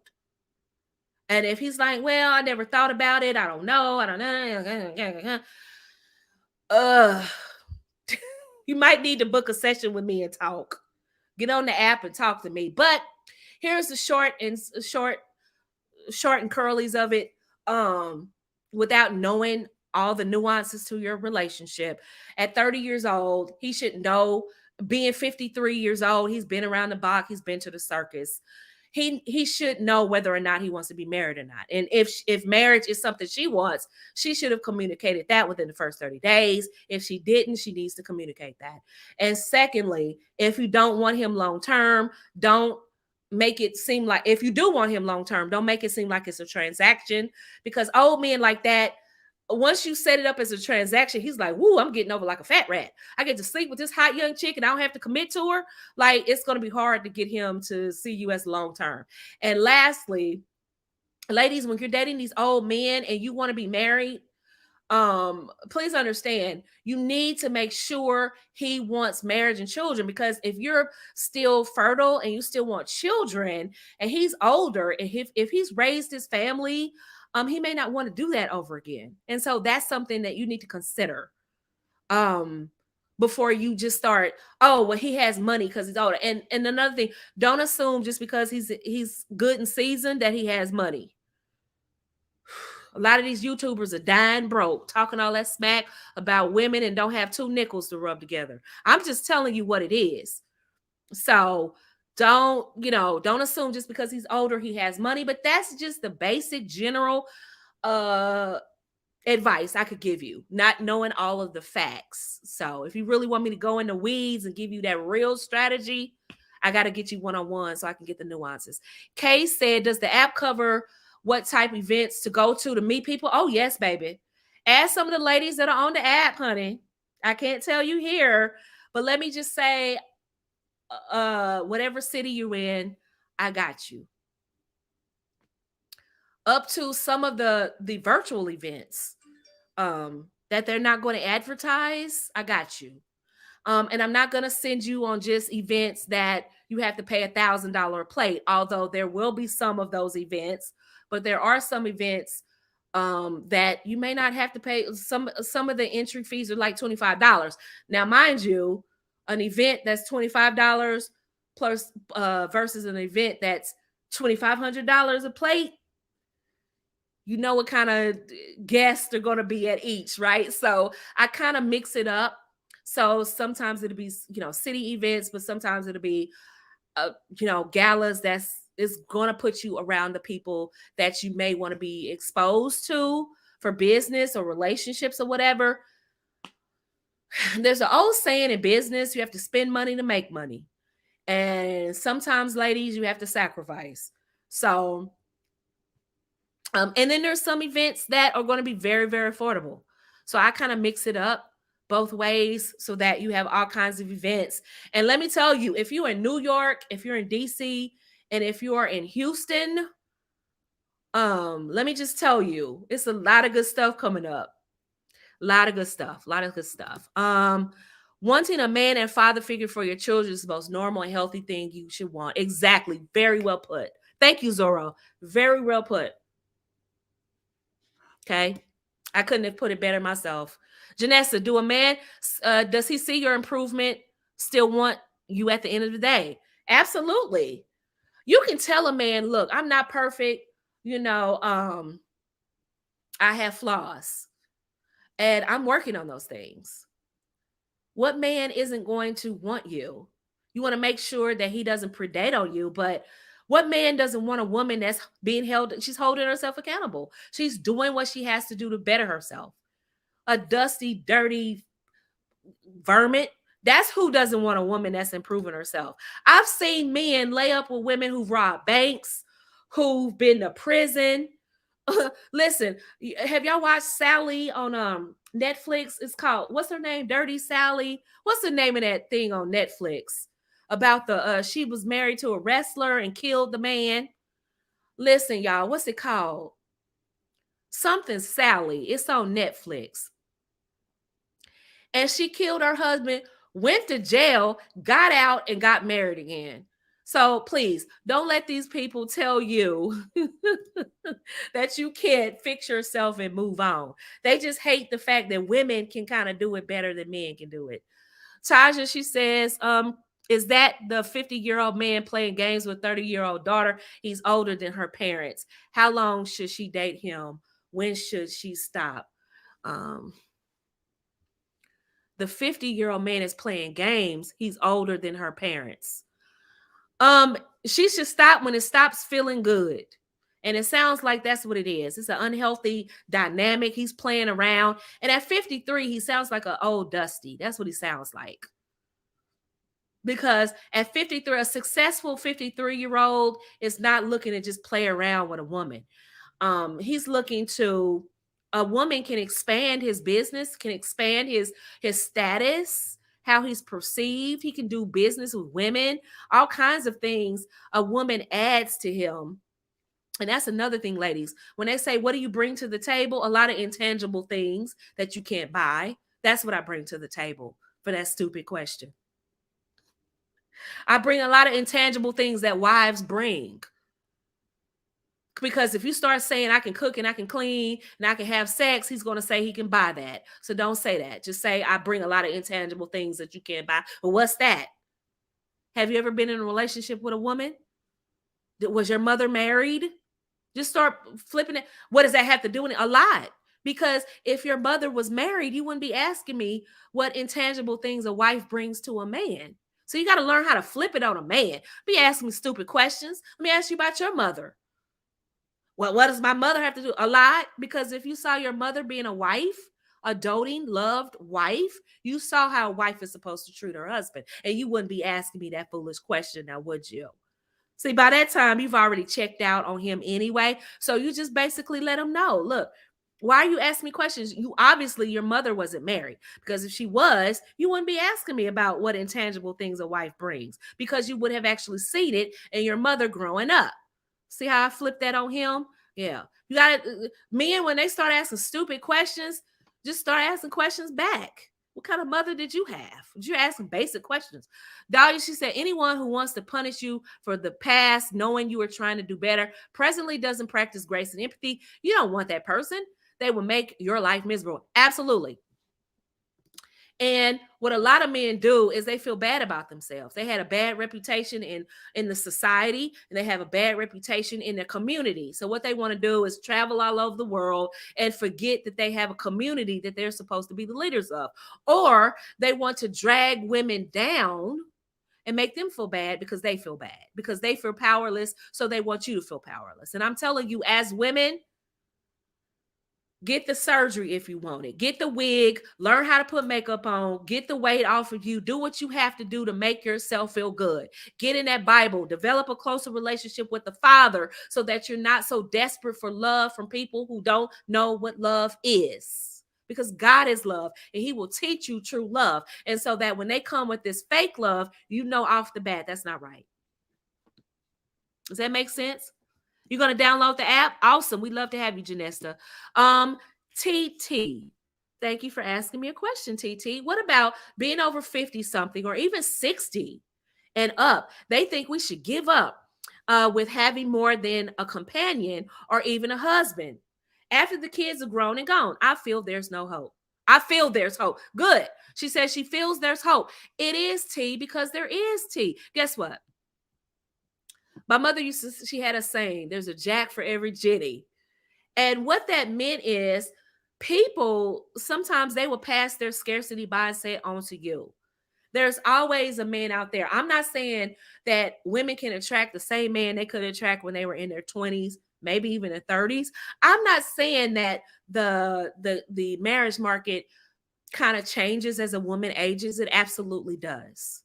What I am saying is that a woman that's in the marriage market can find somebody. And a woman that's in the sexual market can probably find somebody. It's about getting a person who's in the same market as you. That's what it's all about. And that's why I always laugh at these people that say, oh, she's over the hill. She's never going to meet anybody. Well, it depends on who you're talking to. If you're talking to a filthy rich woman who's older, yeah, she can only date a certain type of man with a certain type of income, right? Because she's reached a certain level of income. So she can only date a man like that. But the average women out here, that's where being, the girl next door or a regular girl that's not famous and whatever, that's where that comes really into really benefit you, because you're not looking for some super rich guy like those other women are. A lot of these celebrities are leaving marriages and they're trying to replace their spouse with another wealthy and very popular person to replace who they left. And they're finding a hard time replacing that person. That's not most of us. Most of us listening to me on the live and the replay are regular girls, and we're not looking for all of that show. We're just looking for a man that can show up as a competent man and give us a good life where we don't have to worry about the lights being cut off. We don't have to worry about them kicking us out of the house every other month. We don't have to worry about going to court to hold on to our rent space. We don't have to worry about the cars being repossessed. We don't have to worry. We can take a vacation without having to borrow Peter to pay Paul, right? Our kids can actually ask for a Christmas and get a Christmas. Like, we're not asking for extravagant things. We do want a nice life. We do want a house and a car and, things like that. But the stuff that a lot of celebrity women are asking for, we don't have to have, because we don't need to portray a certain lifestyle. They do. And that's why listening to celebrities to a certain point gets to be idiotic, because and misleading, because, and I talked to Amber Rose on Clubhouse, and she literally said that life is a lie. All of it's a lie. What you see on Instagram and these TV shows, a lot of that is a lie. A lot of them are borrowing from Peter to pay Paul so they can look a certain way in front of them, the public. And all I'm saying is, ladies, as long as you have healed, you know who you are, and you're a woman of substance, you can get a man. Stop listening to losers. And a lot of these men who tell you that are not even married themselves. So should she stop date? So she should stop if he didn't marry her after a year. Absolutely. I wouldn't give a 53-year-old man a lot of time simply because he's 53. He's had a lot more time in the game than she has. You're going to let a man who's over the hill basically feed his ego for a year on you, and you don't get anything out of it? You don't get marriage out of it? You don't get a house out of it? You don't get... Sounds like he's not really working with a lot, and he's just trying to buy his time and enjoy banging a 30-year-old woman as long as he can. That's what it sounds like. I would dump him with look, if he doesn't come with that diamond ring and a date, deuces. We don't... Look, women, when you start telling men that you can't play around with me forever, men start acting a certain way. The men who are in the sexual market are going to do what they do. But the men that are in the marriage market, they're not going to sit there and waste your time because they want to get married too. Oh, let's see here.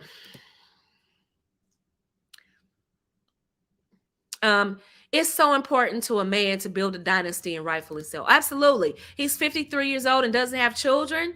Scary. He hasn't even married a woman with kids. Scary. He's 53 years old and he doesn't want a family. He can't be an upstanding man of the community. Can't be. Can't be high value. Can't be. At 53 years old, he should be teaching you some things other than just sex. He should be taking you to places other than the Earth, Wind, and Fire concert. He should be taking you to more places than U2 concert. Are you serious? Bruce Springsteen concert? That's all you can do is take me to that? You can't teach me how to do business. You can't teach me about venture capitalism. You can't teach me about investing my money. You can't teach me about real estate. What do you know? You're 53 years old and dumb. Please see, you all are better than me. I have a smart mouth. When a man lets me know he's high value, I have to remove myself immediately, because the next thing in my mind, I'm comparing him to my grandfather. I'm comparing him to my father. I'm comparing him to my pastors. I'm comparing him to my ex-husband. I'm comparing him to, this is when I was single. Now I'm not comparing none to none of them. But now, and now I'm comparing them to my husband now. And I'm like, okay, so what? When I was single, that's what I did. Okay, how does he fare against my grandfather? How does he fare against my father? How does he fare against the men in my community? How does he fare against my brother? How does he fare against all these people that I respect? Oh, he doesn't. Okay, block and delete. Okay. Why do they ask that question? Shouldn't you be finding that out through observation? Exactly. That's why I said they weren't raised with mothers that were married, because if their mothers were wives, they wouldn't be asking those questions. And ladies, for the record, I'm gonna say this and I'm gonna wrap it up. When a man asks you what you bring to the table on a date, that lets you know he was raised by his mother and she probably wasn't a wife. I said what I said. They have a problem with me, send them my way. I said it. I'm not backing away again. I'm not backing away from what I said. I said what I said, because a man that's raised with his mother being a wife, he does not have to ask that idiotic question, because he's seen a woman in her rare form as a wife. He's seen her be one. So he doesn't need to ask some strange woman what she brings to the table. That is so weird. I stand by that. These men up here talking about your degree don't, oh my God, your degree doesn't matter. If it doesn't matter, why do filthy rich people still go to college?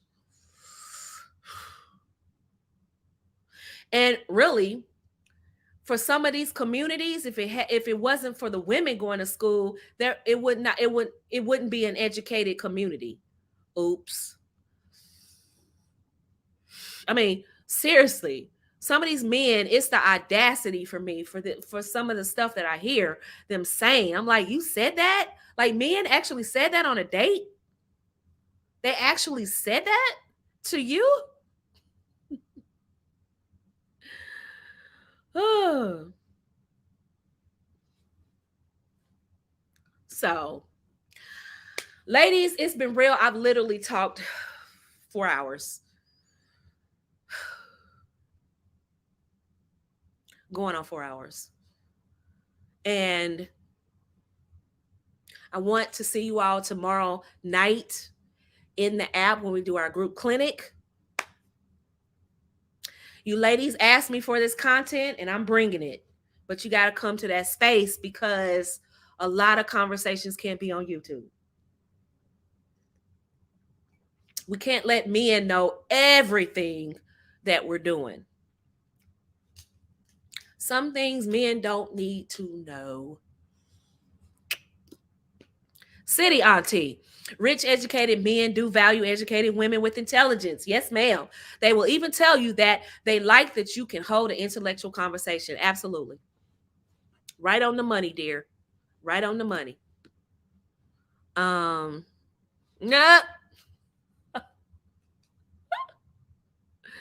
304s. What is that? And they don't know what a wife is and think all women trying to get over on them, like all women are enemies. Some of their moms 304s. What's a 304? Is that a whore?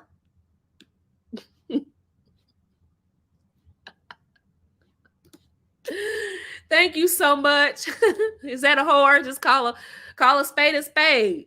That's what it is. Whores. That's what it is. A lot of them were raised by whores, unfortunately. God bless them. They did the best they could. And so they try to project all of that angst onto you. And I'm saying don't.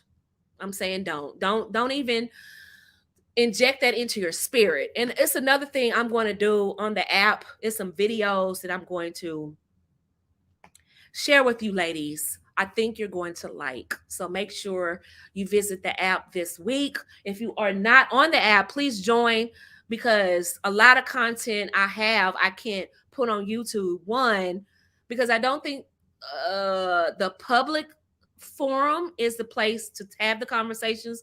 Two, I don't think men should know everything that women do and discuss, because all they'll do is try to pivot and try to get over on you based on the new information they have about you. They'll take my video, probably not put it on their channel because they really don't want women to know that I exist. So what they'll do is they'll dissect what I'm saying, and then they'll go back and talk and tell men, this is what they're saying, this is what you do. And I'm smarter than they are, and most women are smarter than they are. So I don't say a lot of things on my YouTube live. So some women come on here and say, do this and do this with these men and do this, and that just, all it does is fuel the gender war fire, and everybody's miserable and everybody's trying to get over on each other, and it's real dumb.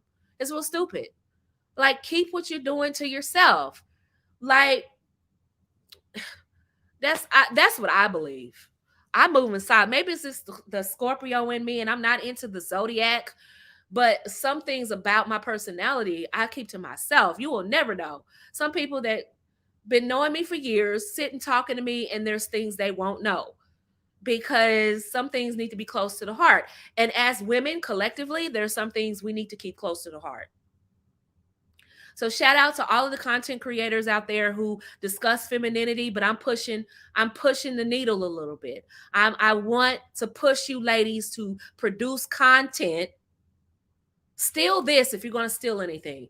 I want you to produce content about a woman's inner beauty, her character, her beauty, not just relationships, not just how to dress, because every woman that's feminine may not be married.